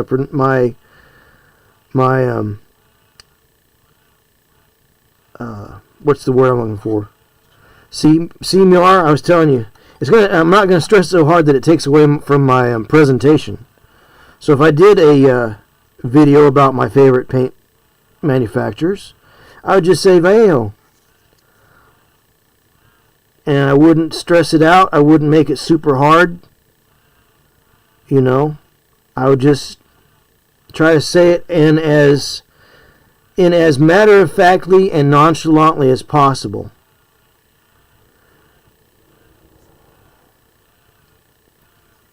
If that makes sense. Yeah. Most of us should actually recognize that people from other countries also do not know how to say certain English words, just as we would not say their words correctly, so people should take in consideration that if somebody who speaks English does not know how to say a foreign word, they should not be beaten up by it or for it. Yeah, exactly, Miar.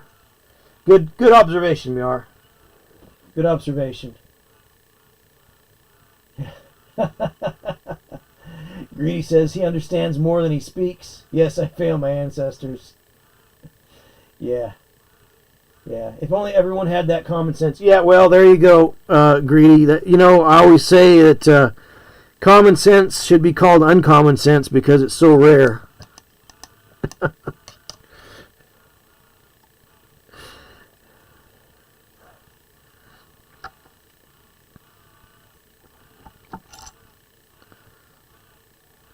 Oh, my computer sounds like a duck. Wah, wah, wah, wah. That poor little fan is trying to do its job, and I think it's just on its last legs.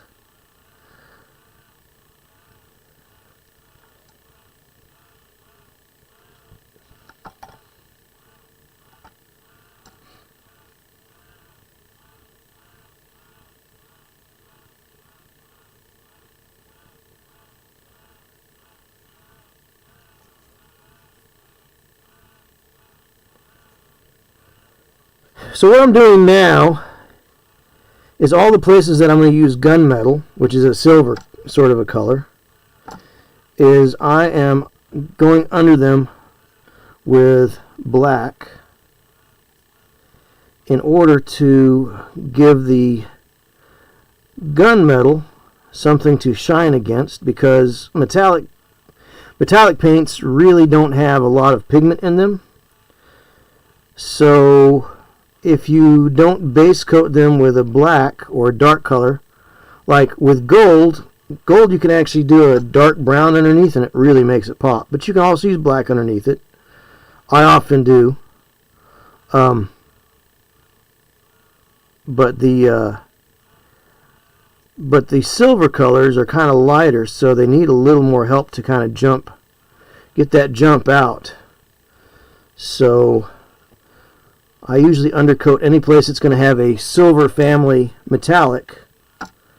I undercoat it in black to give it a little more depth and to help it have a little more body and show up a little bit better. Because if I just went over the gray with the gunmetal, because the gray and the silver are so close together, it would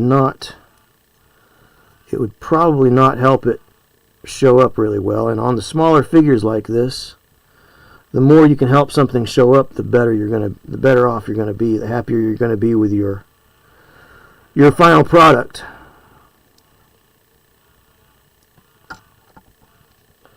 So half the people I work with are Mexican, 1/3 are Vietnamese and Korean, and the rest black and white. I love mix of people at my job. I've learned a lot, even some Vietnamese. Very cool. Very cool.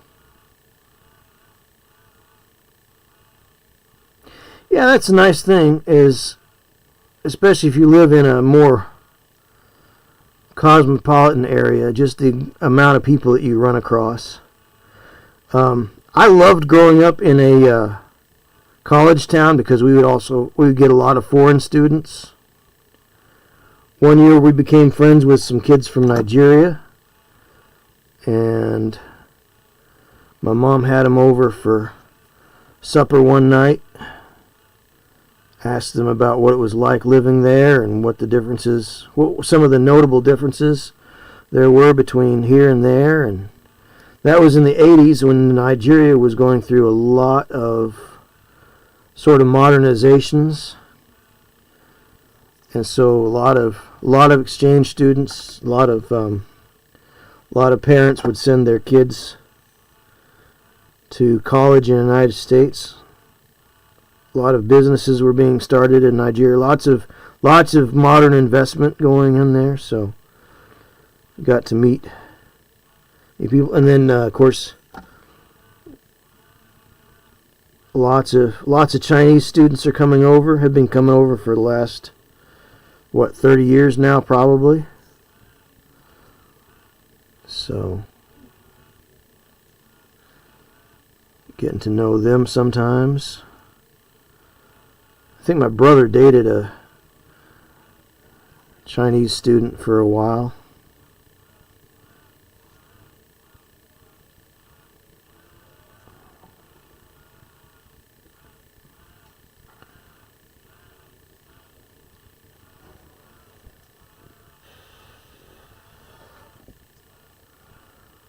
So yeah,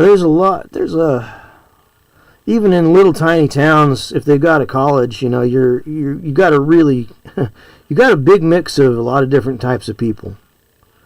Who would think that in a little tiny town in eastern Kentucky you would have such a mix, such a cosmopolitan level mix,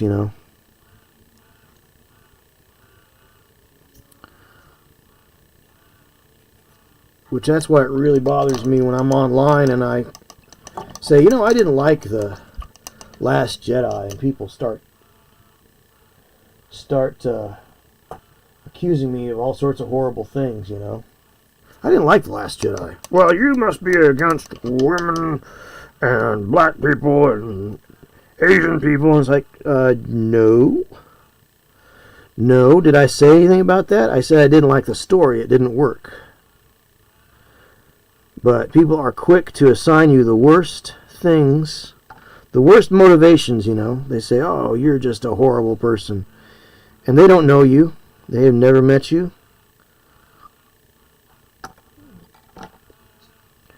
You criticize a movie. It's like, well, now wait a minute. I didn't say what you say I'm saying. Go back and read what I actually said. I said the story didn't work, and here's why. But people are so quick to jump on the hate bandwagon. They want to be better than you, want to seem better than you. And so they will make up reasons to be better than you. Online is not, the internet is not a real place. But if you want to be called horrible things, it's the place to go. If you have a persecution fetish, people will put words in your mouth. It's like, wait a minute. I didn't say that.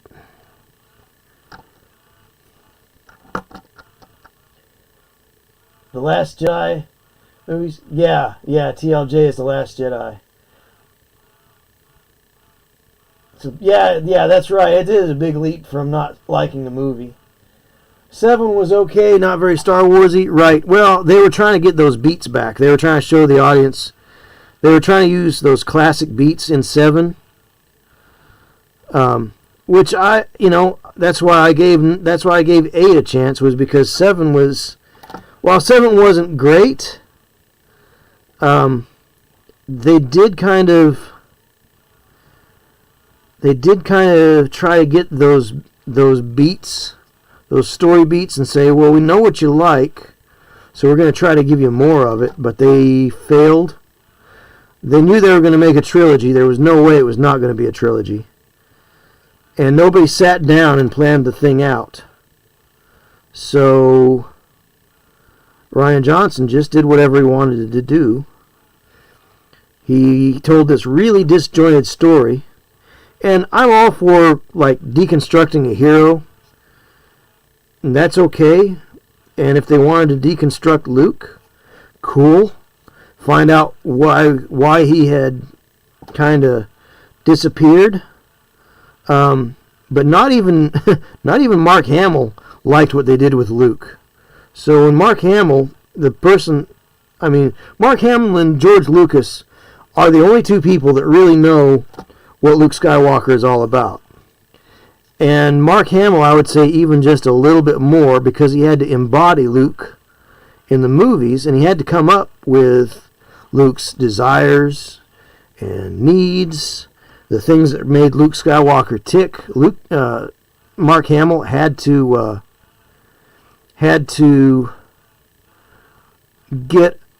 internalize all of Luke Skywalker. So he's the man that actually breathed life into Luke Skywalker. I mean, Lucas could write Luke Skywalker, right? But Mark Hamill had to breathe life into that character. And if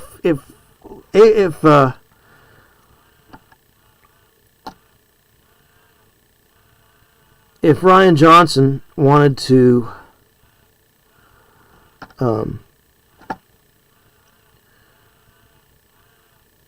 deconstruct him, that's fine, but he needed to have Mark Hamill on board, and they needed to do it in a more elegant way. It was very ham-fisted. It was like they didn't really, Rian Johnson did not want to listen to Mark Hamill tell him what he knew about Luke Skywalker. And Mark Hamill knew Luke Skywalker better than anyone.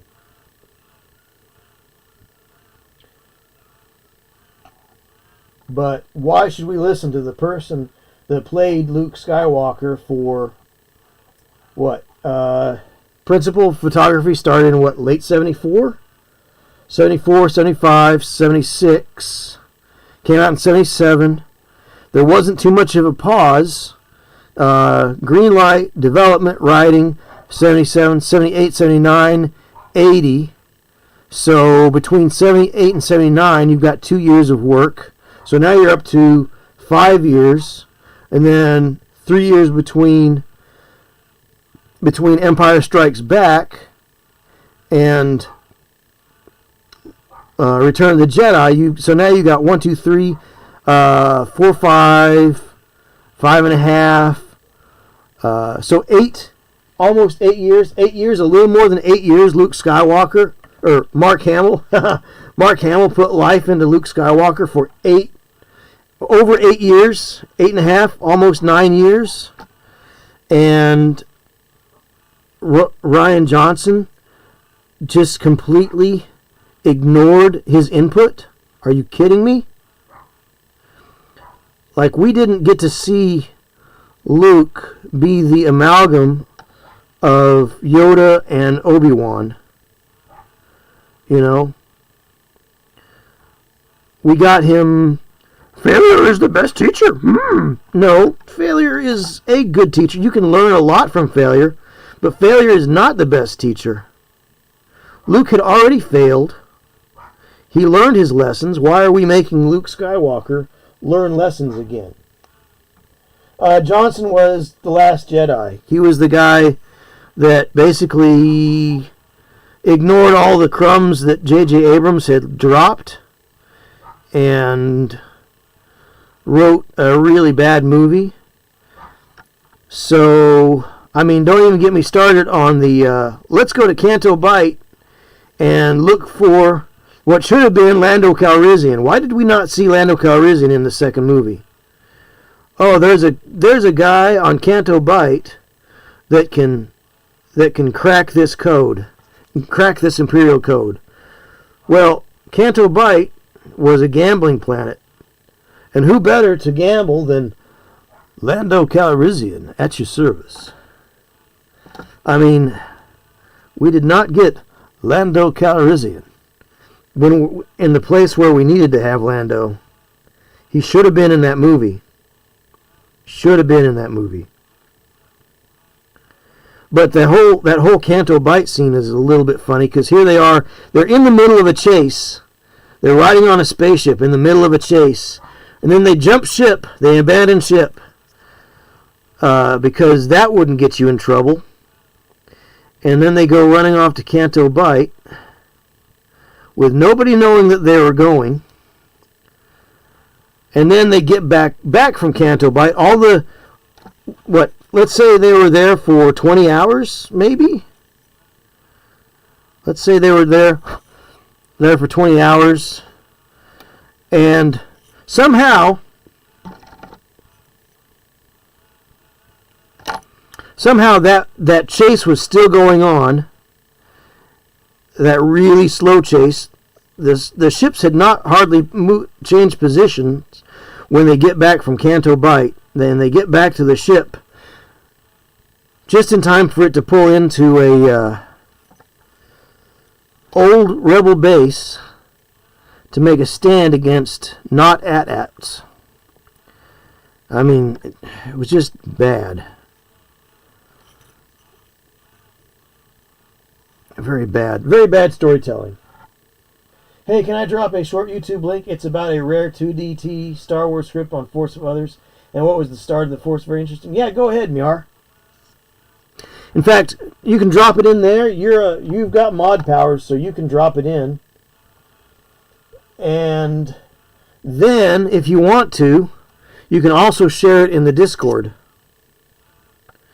So if you can share it in the Discord, you can share it here as well. So we probably can't get around to watching it here because I am technologically not good at doing things like that on the fly. Or else we'd take a break and watch it. But you can most certainly definitely drop a link in there. I believe I have this as link friendly anyway, so I do allow links. So you are more than welcome.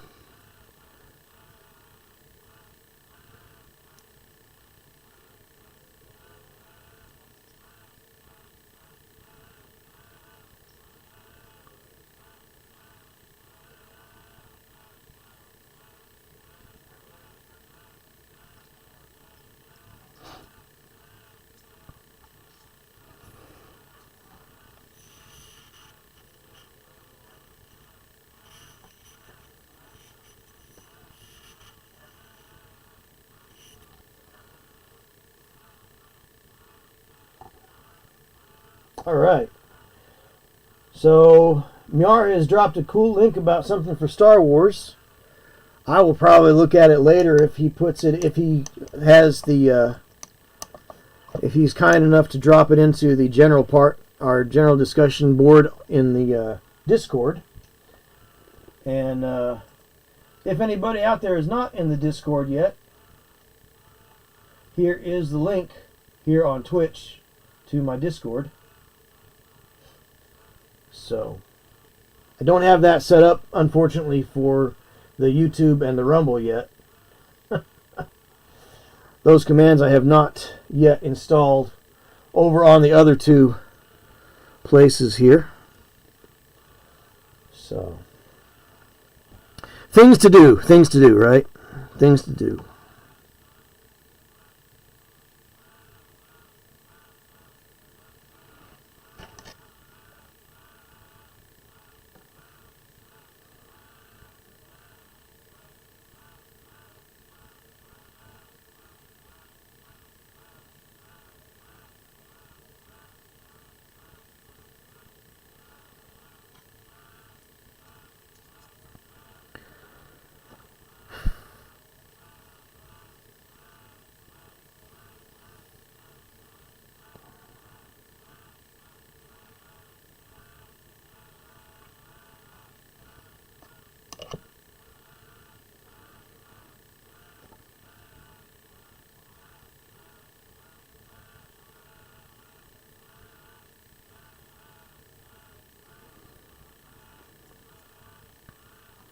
Put that on the to-do list.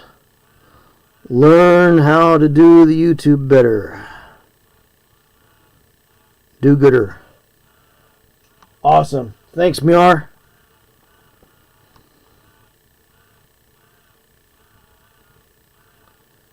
I will check that out later.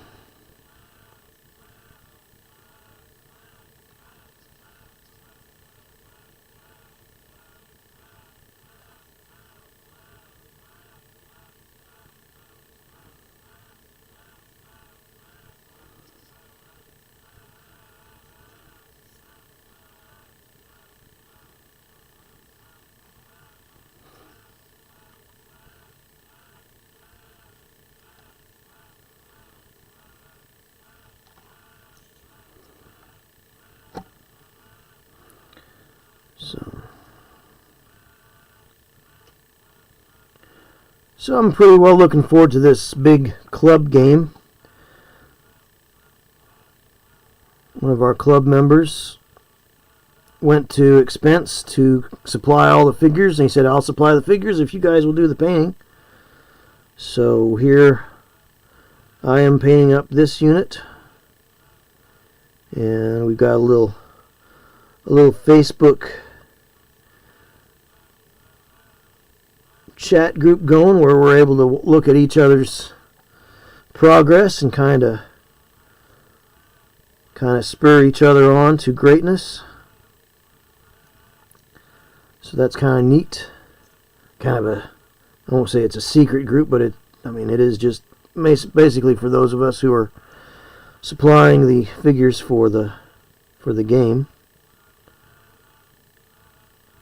So the actual anniversary of the Battle of Saratoga would be in September, but I think we're going to be playing in July.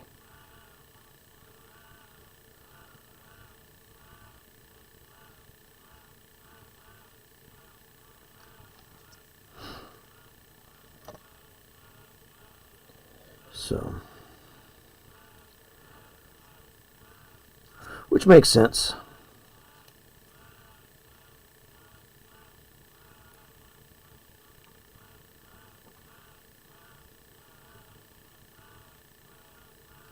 When in the course of human events it becomes necessary to dissolve the ties that bind, blah, blah, blah, blah, blah. I used to know most of that Declaration of Independence.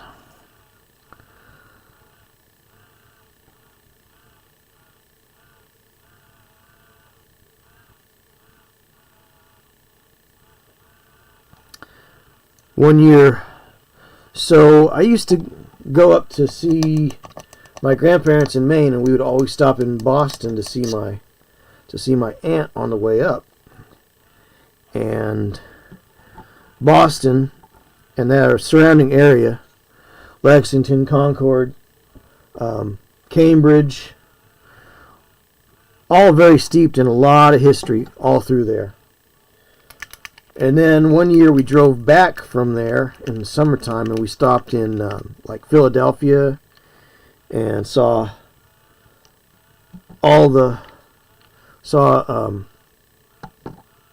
Continental Hall, where they signed the Declaration of Independence and had the first Congress. And then we drove down to D.C. and we got to visit. We toured the Capitol building and went up in the Washington Monument and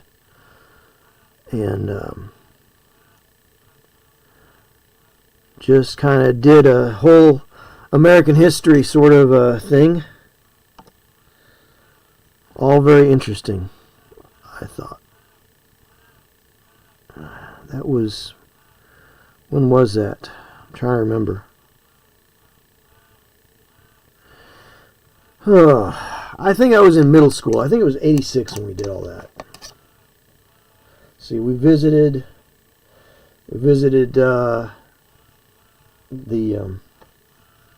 actually it wasn't until later on in life that I actually visited the Statue of Liberty.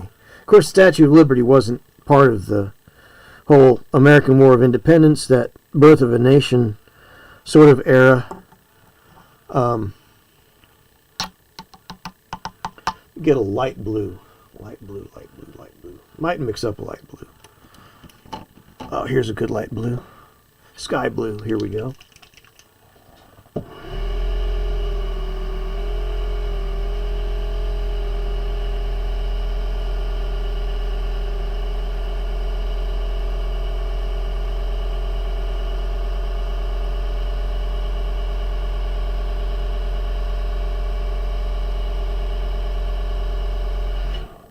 So I'm going to use this sky blue to do this guy's sash. And I'm going to go through and pick out all the sergeants and do their sashes in the same light blue. Even though I am of the mind that likely the sashes should be matching the turnbacks, but I'm playing it loose, fast and loose, because this is not a real unit, or this what I'm representing a real unit, probably with the wrong uniform. So I'm not going to get too awfully worried about it, if you know what I mean. And I'm going to mixing a little white to this blue. Not normal how you would do it, because it tends to take it towards gray. But I could probably do yellow there. It probably really by rights should be yellow. But my issue with that is that, and maybe it could be red. It could be even possibly supposed to be red. I don't know.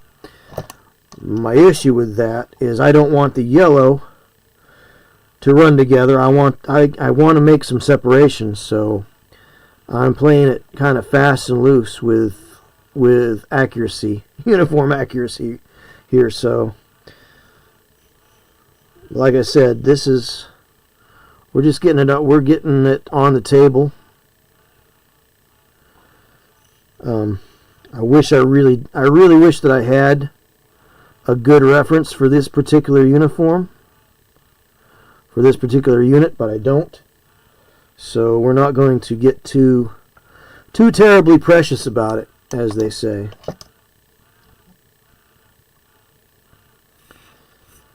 So that's a sergeant with his sash. Let's go and see if we can find another sergeant with his sash here. There's a sergeant, but I don't think he's got a sash. They don't have one on him. If they do, it's like right here and very hard to see. I'll just do a little dash there, just to give it a little lip service, because he is a sergeant, but I don't see that sash. Let's see. Trooper, trooper, trooper, trooper, trooper, trooper, stormtrooper, stormtrooper, stormtrooper, stormtrooper, stormtrooper. If you know what that is from, give a shout in the chat. Stormtrooper, my lord, stormtrooper, my lord, stormtrooper, my lord, stormtrooper, my lord, stormtrooper, my lord, stormtrooper, my lord, stormtrooper.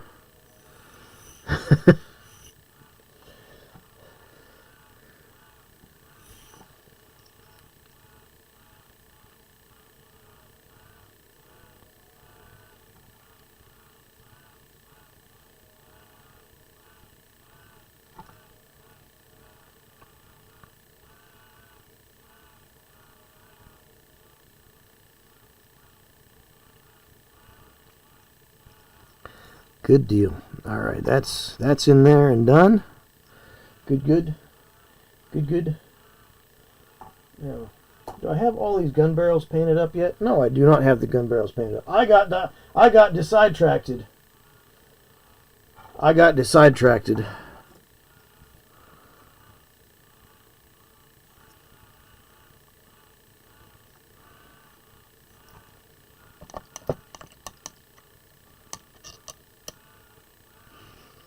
Let's see.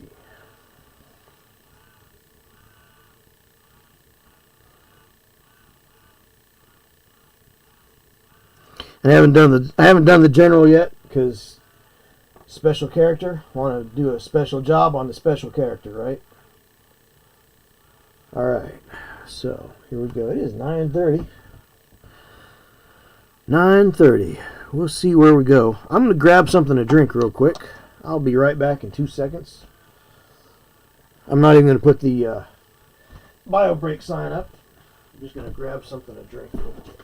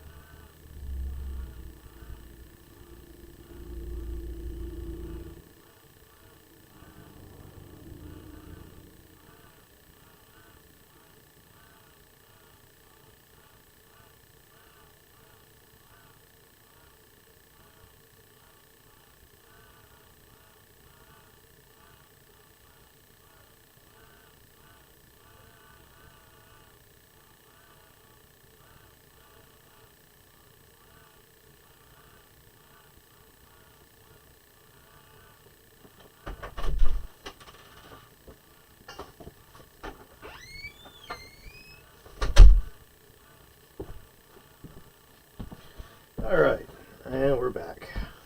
Just needed something to get a little wet my whistle. It's starting to dry out a little bit. Get something to drink in this economy? Huh.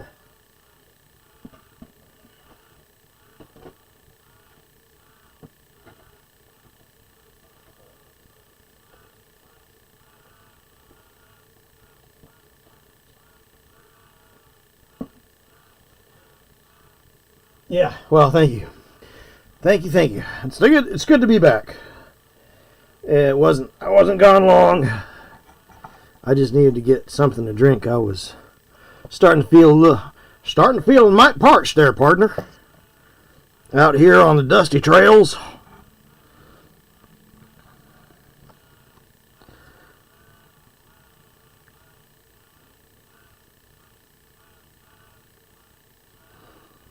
Now that's there's some old movies I used to watch a lot with my grandparents. My dad too. Was the old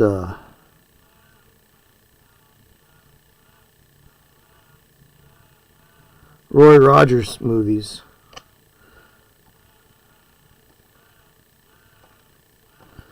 They were great.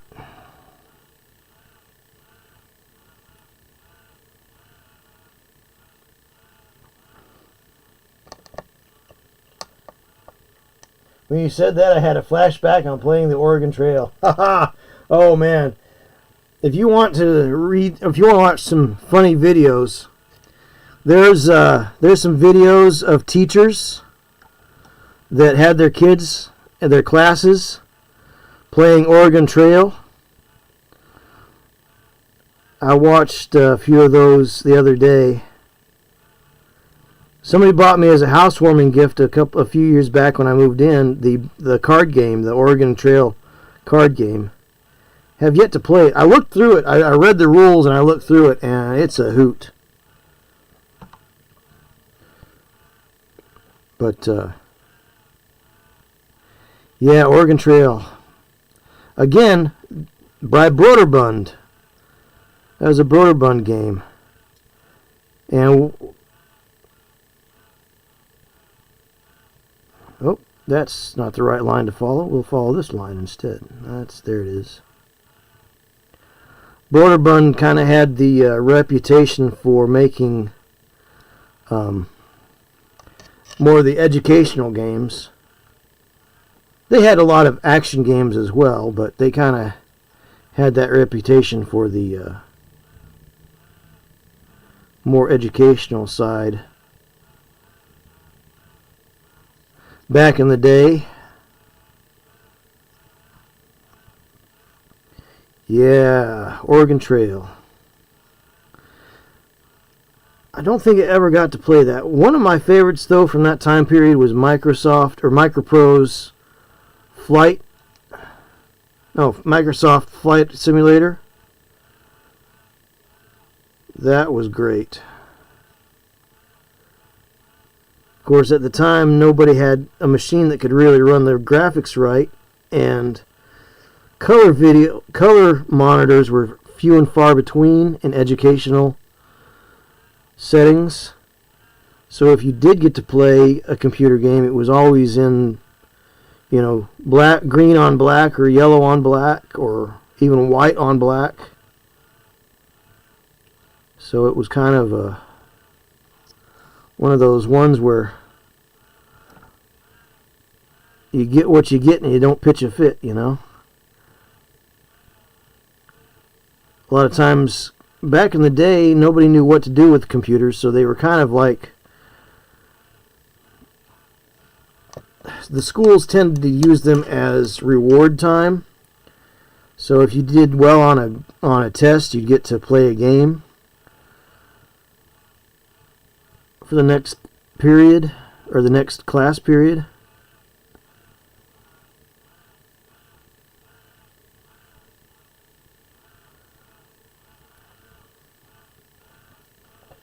But I wonder if elementary still let kids play.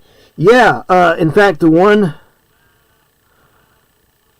teacher was talking about, I think they were elementary kids.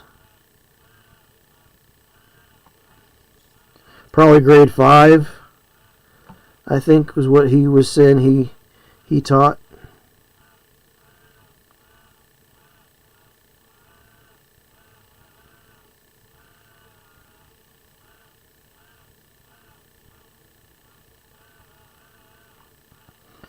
But he was always, a lot of the kids used the teacher's name for their character name. And so all day long he was hearing, Mr. So-and-so has died of typhus, Mr. So-and-so has died of dysentery, Mr. So-and-so died in a flood.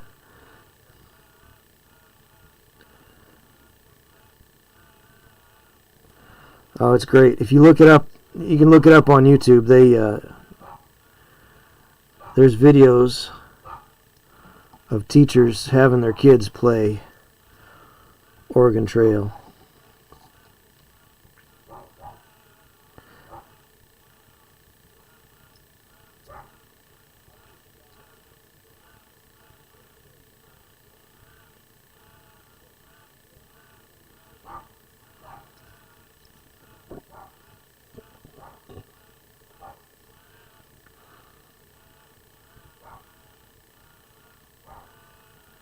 But it's an old game. It's an oldie but a goodie.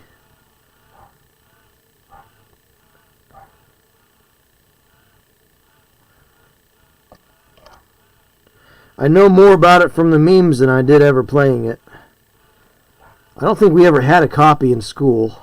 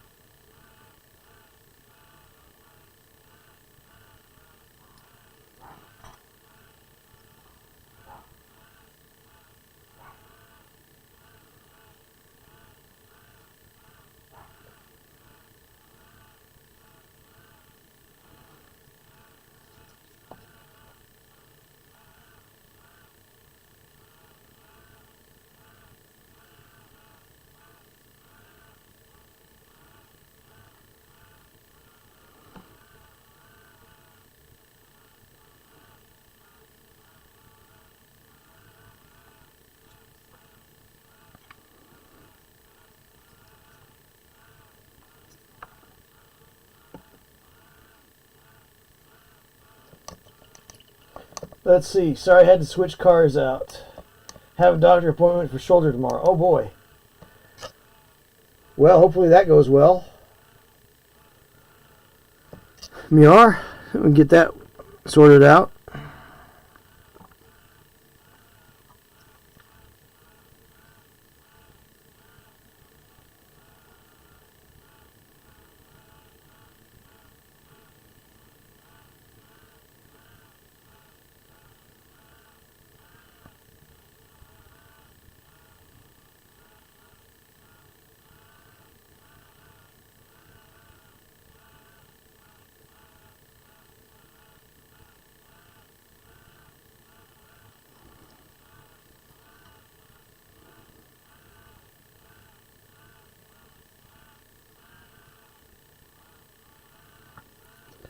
Cool. Good deal. So,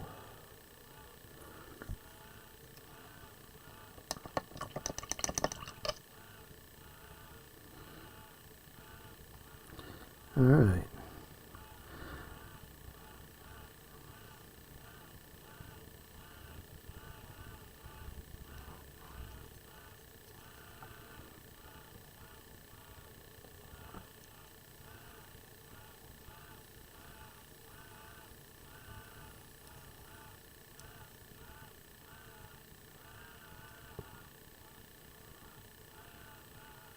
These things look like these guys are carrying telephone poles. Or at least 4x4s.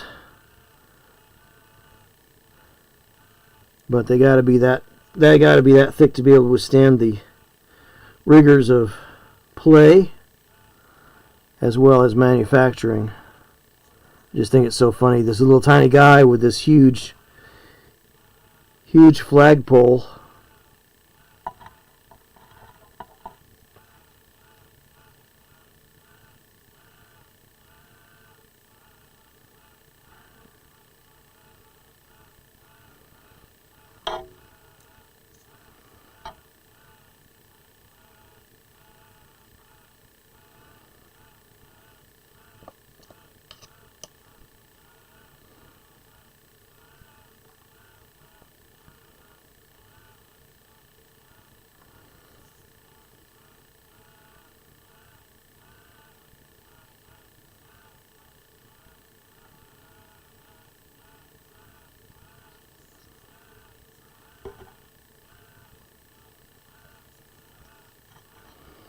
Alright.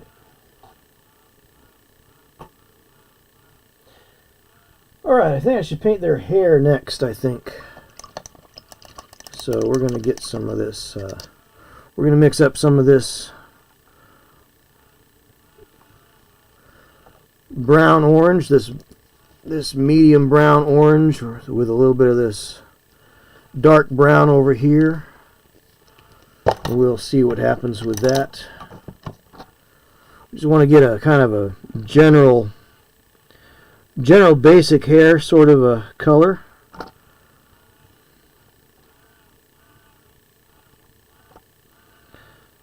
We don't want to go blonde, we don't want to go dark brown, just something that's kind of in between where we can have it for everybody. And then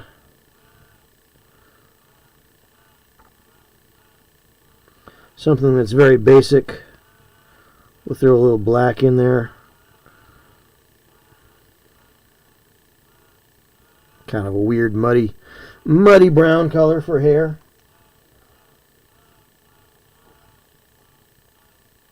That way we're not painting every third guy blonde, Everybody gets the same hair color.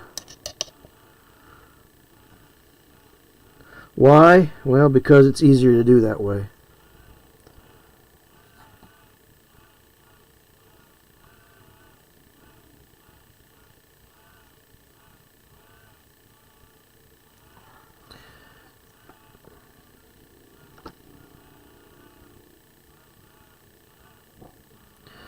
And I'm just guessing that they have regular hair and not the wigs under hats.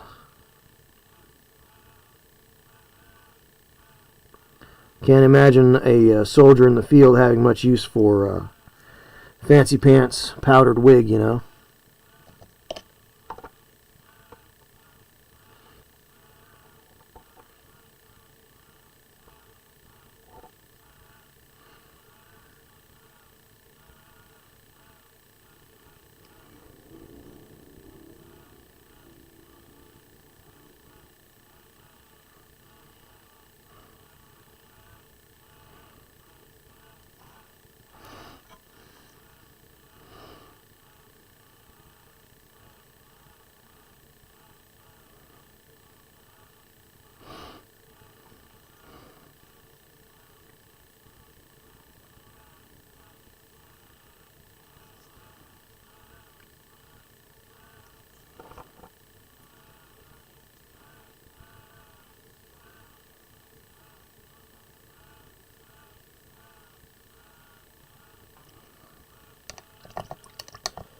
Alright, hair, hair, hair. Hair, hair everywhere. Hair, hair, the gang's all here.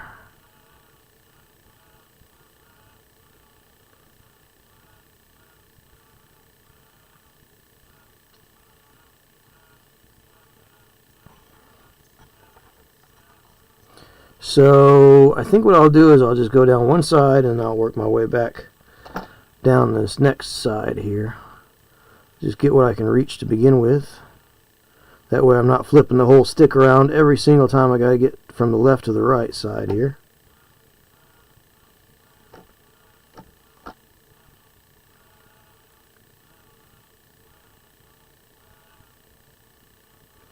And we'll just get it as we get it. That's what I think. We'll just get it as we get it. It's almost 10 o'clock. Been going since about 7-ish.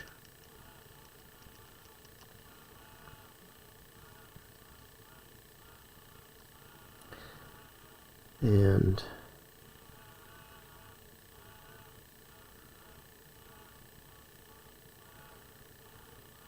like I said, I'll see how far we get in the next hour. If I get to a good stopping place, we'll hang it up for the evening.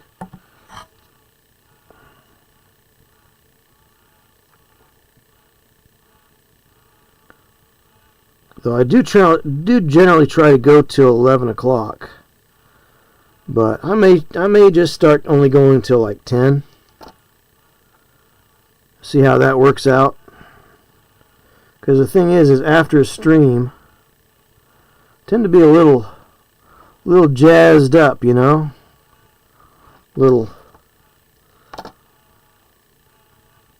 bit excited up, and I find it hard to find sleep, like I was saying earlier. So I may start cutting back about an hour on my Thursday show and just going from 7 to 10 instead of 7 to 11. It gives me an hour to kind of decompress a little bit. And I don't want to start at 6 and get 4 in. I mean, I like to do 4. I generally like doing 4 hours. But at the same time, if I get to a place and I've gotten a lot done, why keep pushing? You know? Best thing to do is keep it in manageable chunks, keep it fun, keep it light. You know? I think that's where a lot of people get burnt out on the hobby, is they try to do too much, too long. And that's why a lot of streamers get burnt out. And just, you know, this is a hobby. This is supposed to be fun. You know, I'm not going to make a living off of Twitch, evidently. And that's okay. If I can be a cool place where people can kind of come and hang out. What time did I start? 7? 7? I actually started at 7. I put the, well, 7:05 was when I got my computer started up. I had to restart the computer tonight, Miar, so it took a little bit longer to get going actually, but I put the countdown timer out at 7, and I actually got started around about 7:05. I had to eat a little bit, so I had to finish up, and I didn't want to eat in here because these figures have lead in them. So I didn't want to eat in here where I'd been cleaning things.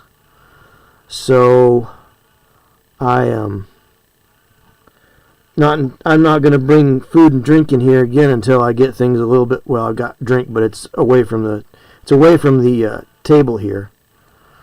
So I don't want to bring that in here until I get things cleaned up again. I don't want to use the word sanitize, but sanitize them from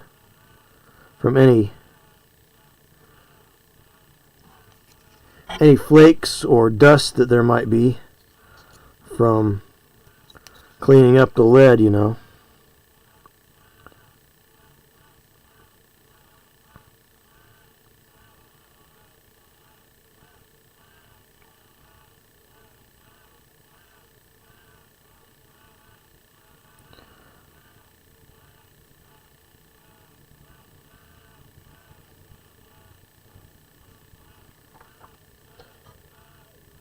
Maybe I'll be purged and sanitized. In Soviet Union, in Soviet Union, you are purged and sanitized.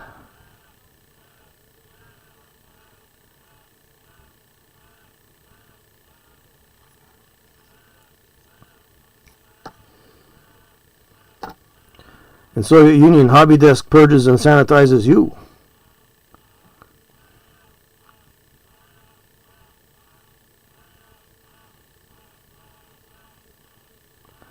Ah, old Yakov Smirnov.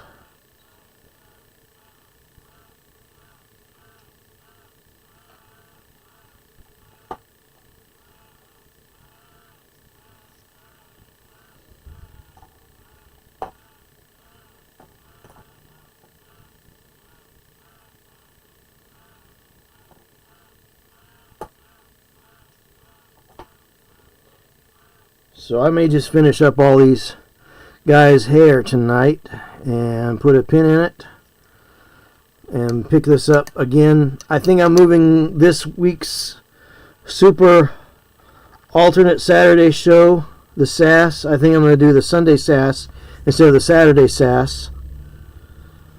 So that'll be at 4 in the afternoon. Like I said, I've got some things I got to get done, and Saturday's a good day to get them done.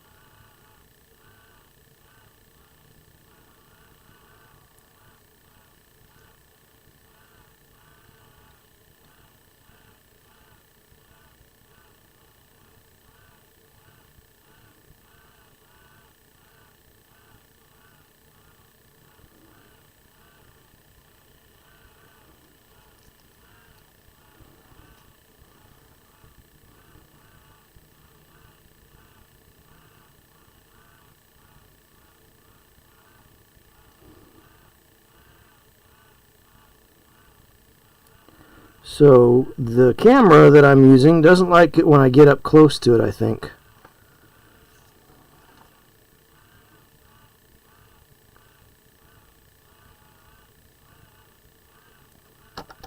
it's set for like scanning books, so it really likes to have things down here closer to the palette. But it also doesn't have good depth of field, or I mean, it's the focal length is real weird because it's a book scanning camera, and the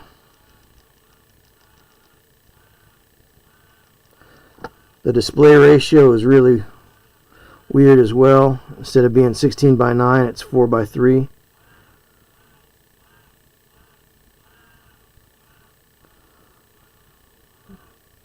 But it was a 4K IPVO for less than $100, so I got it, not knowing that it would have no way to adjust things. There's no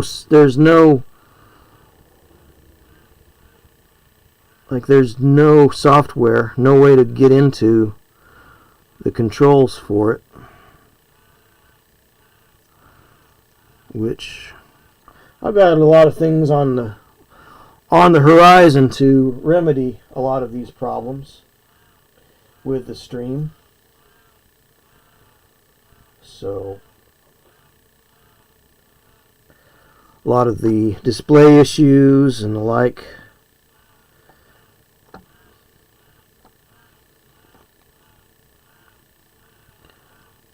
So get those issues sorted one thing at a time. Like I said, today I just got my remote monitor that I can watch chat a little bit better with in front of me instead of off to the side here. So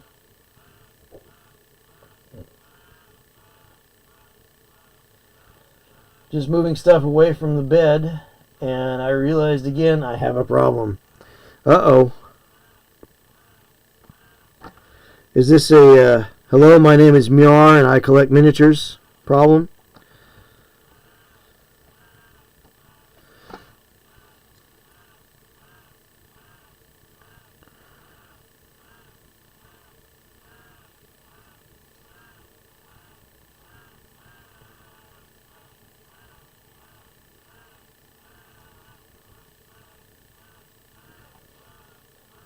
Have you done the same? It is plastic problems. You know what? I'm at a point, Myar, where I'm not really interested in buying any more figures. There's a few things I'd like as far as terrain goes, but as far as miniatures, I think I'm good for a long time. I might pick up a thing here and there, but I mean basically things to complete collections. Like, there's some stuff that I want to get for my my Song of Fire and Ice army. You know, I picked up that stuff last year at Bourbon City. And basically, as soon as I get done with what I'm doing for other people, I'll probably work on that army. The thing is, though, I mean, aside from really just buying things to complete that army for that thing, see, my problem used to be, Myar, here's the thing. So where I lived, nobody played anything. So my plan was to be able to have enough stuff to let other people play and get into the hobby. And they could use, you know, I bought more than I needed because I was by myself. There was nobody else around that collected. So once I moved into the area that I'm at now and got in as part of a gaming club, I found that I didn't have to buy. Sometimes I didn't have to buy anything because there was enough to go around from other people's collections. I could borrow something to play a game with if they were playing something. Or if I did want to play and I wanted to have my own stuff, I only needed to buy one army. I didn't need to buy 2, 3, 4 armies to play against each other. I just needed to be able to supply my stuff. So, like Team Yankee, British. Flames of War, British, but in 15mm scale. Bolt Action, well, in 54th scale, or not, well, 1/54th scale, 32 or 28mm scale, I mean, which is about 1/54th scale. I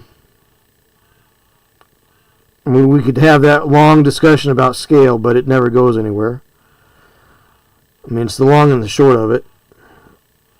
Discussions about scale just kind of creep me out. Dum-dum. Get it? Scale creep. Ha ha ha ha ha.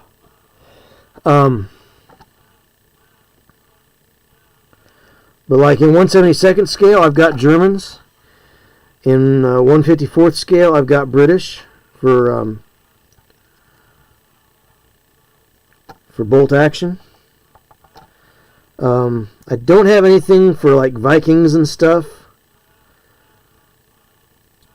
Some of these historical plastics are getting a little bit more expensive than they should be, quite honestly.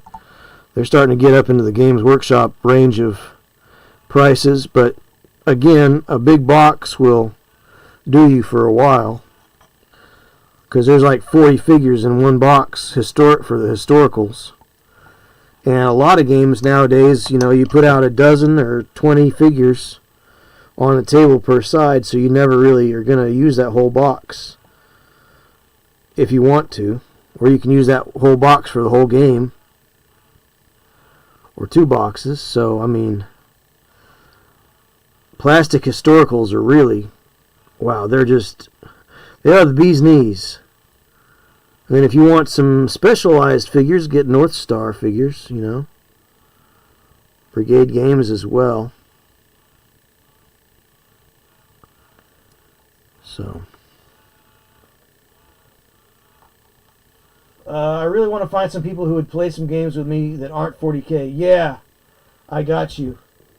Let's see. Miar says, I wish I could take a year off of work and just clean out and together and minis and buy the rest of my other skulls. Try to snag a Spitewood organized play pack, and that's it. I will be selling a lot of stuff soon.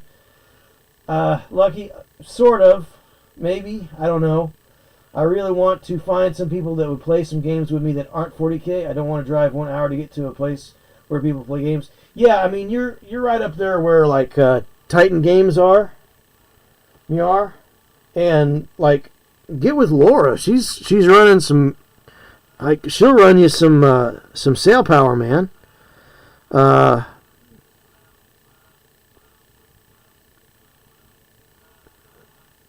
She will play some sail power with you.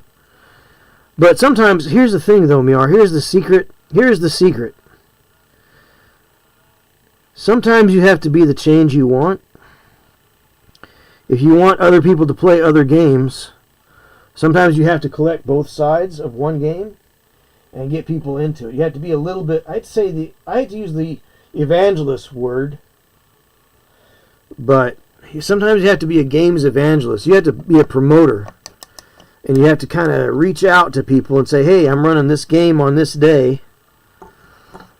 So it's an hour away. Yeah. That's kind of like when I lived in my hometown growing up. The only real game stores were an hour one way or the other. So, and sometimes you can just find one person in your area that is interested in trying something different. You know, that's all it will take.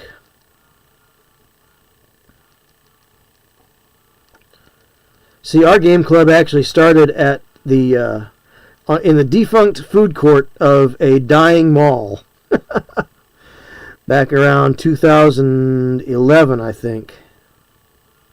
Some guys just got together, brought some games, set up in the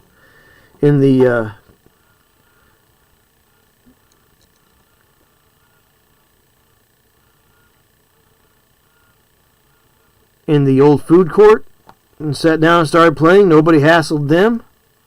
I mean, it was pretty well, like I said, it was a dying mall anyway. So they just played, and they started meeting there, and then the the library said, "Hey, why don't you use our common room, our community room?"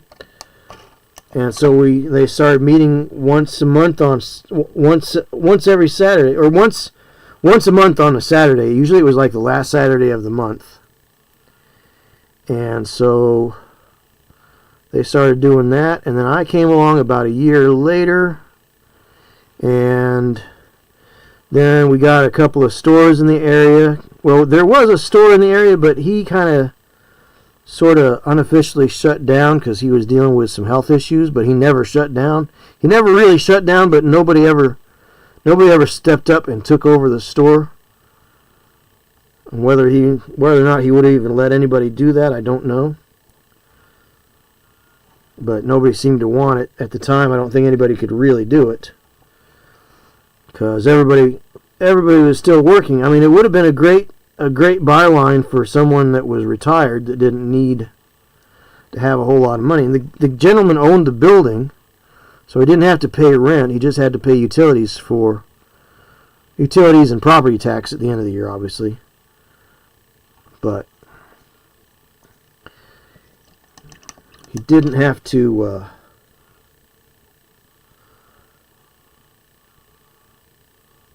he didn't have a lot of the overhead that kind of bogs down other game stores, but he just never really... I mean, it was a thing for a while, and it was doing well, and then he had health issues, and I will say, looking up his store at different times prior to his health issues, I could never figure out what time it was open, because it was really... it's kind of haphazard, you know. But he shut down but somebody else had opened up another store not 15 minutes away from that store. So, and now in the town that I'm at, we've got one comic book store, one store that deals with trade-in video games and MTG, basically card games. And then another store does card games and Warhammer, and I think there's a Dungeons and Dragons group that meets there as well.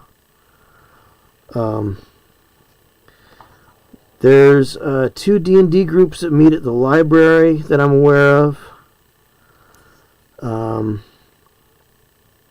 There is another gentleman who lives about 6 blocks away from me who I actually met at a game day in a city about an hour north of us, who was also not too thrilled with the 40, wanted to find other people that were not playing anything that wasn't called 40K, So he's kind of become a linchpin of our club. So he and I are kind of the far west side of the club. We're here in the far reaches of our club service area, so to speak. So that's pretty cool.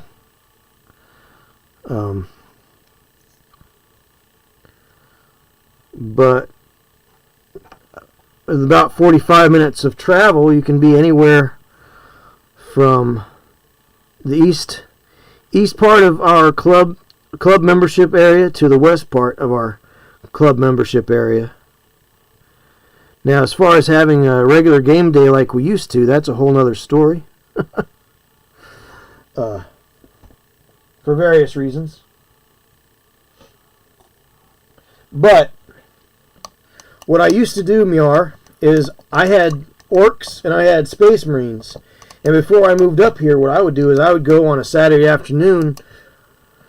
I would go to the local library and I would get one of their conference rooms. Conference room had a table, and I actually took a piece of 2-inch thick foam board and I cut it into 3 sections. So I had 3 2x4 sections, so it would be a 4x6 game board once I folded it out. And I made hinges out of duct tape, and I would take that and I would set up a battle mat, and I would set up orcs and space marines, and I would start playing by myself a game of 40K, and the kids would see it, and they would come in and say, "Hey, what's this, mister?" I say, "Well, it's called Warhammer 40K. Would you like to play? It's a game." And I would walk them through the game, and that was between 3rd and 5th edition, when you could pretty well crib all the the rules were simple, the units were simple. There wasn't a lot of this weird interrupty stuff, so I would really just break it down very simply, and I had simple units to play out there, so I didn't really have to. I wasn't going to give the kids all this information that would just confuse them and glaze their eyes over. I would just walk them through the turn, and we'd be playing pretty easily within about 2 turns. They would understand movement, they would understand shooting, and they would understand attacking. And that's all we played with. Which you could do that really easily between 3rd and 5th edition. I didn't use special characters other than the war boss and the captain, but they were just easy enough to remember. It was like, okay, that guy needs a 2 to hit, and this guy needs to save on 3s and up. All this stuff, very easy. Nothing. Again, when you teach people games, you don't have to tell them all the ins and outs at the very beginning. Sometimes it's good to give them the learn as you play sort of a way. And that's something that, like with Sail Power or Tech Commander, we try to engender in our other GMs, is to teach the game as our guests play it. Because if you give people a lot of information at the beginning, they're going to retain about a quarter of that information, and they're going to forget important things that you said. So just give them the very basics just to get them going, and let them explore the game as you play.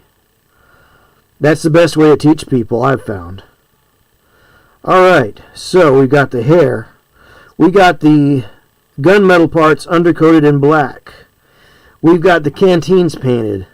We've got the drums painted, except for the tensioning cords. Probably will do some washes, highlights, do the metallics. So I think we're at a good place to stop for tonight. It's 10:15. I know I usually go till 11, and I have been going until 11 in the past, but I think for tonight we're at a good place to stop. We've got a lot of progress.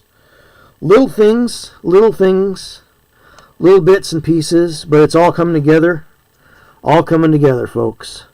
So I want to thank you again for joining me here in the Pocket Dimension and hanging out with me. Greedy, I'm glad you got and you're dead tired.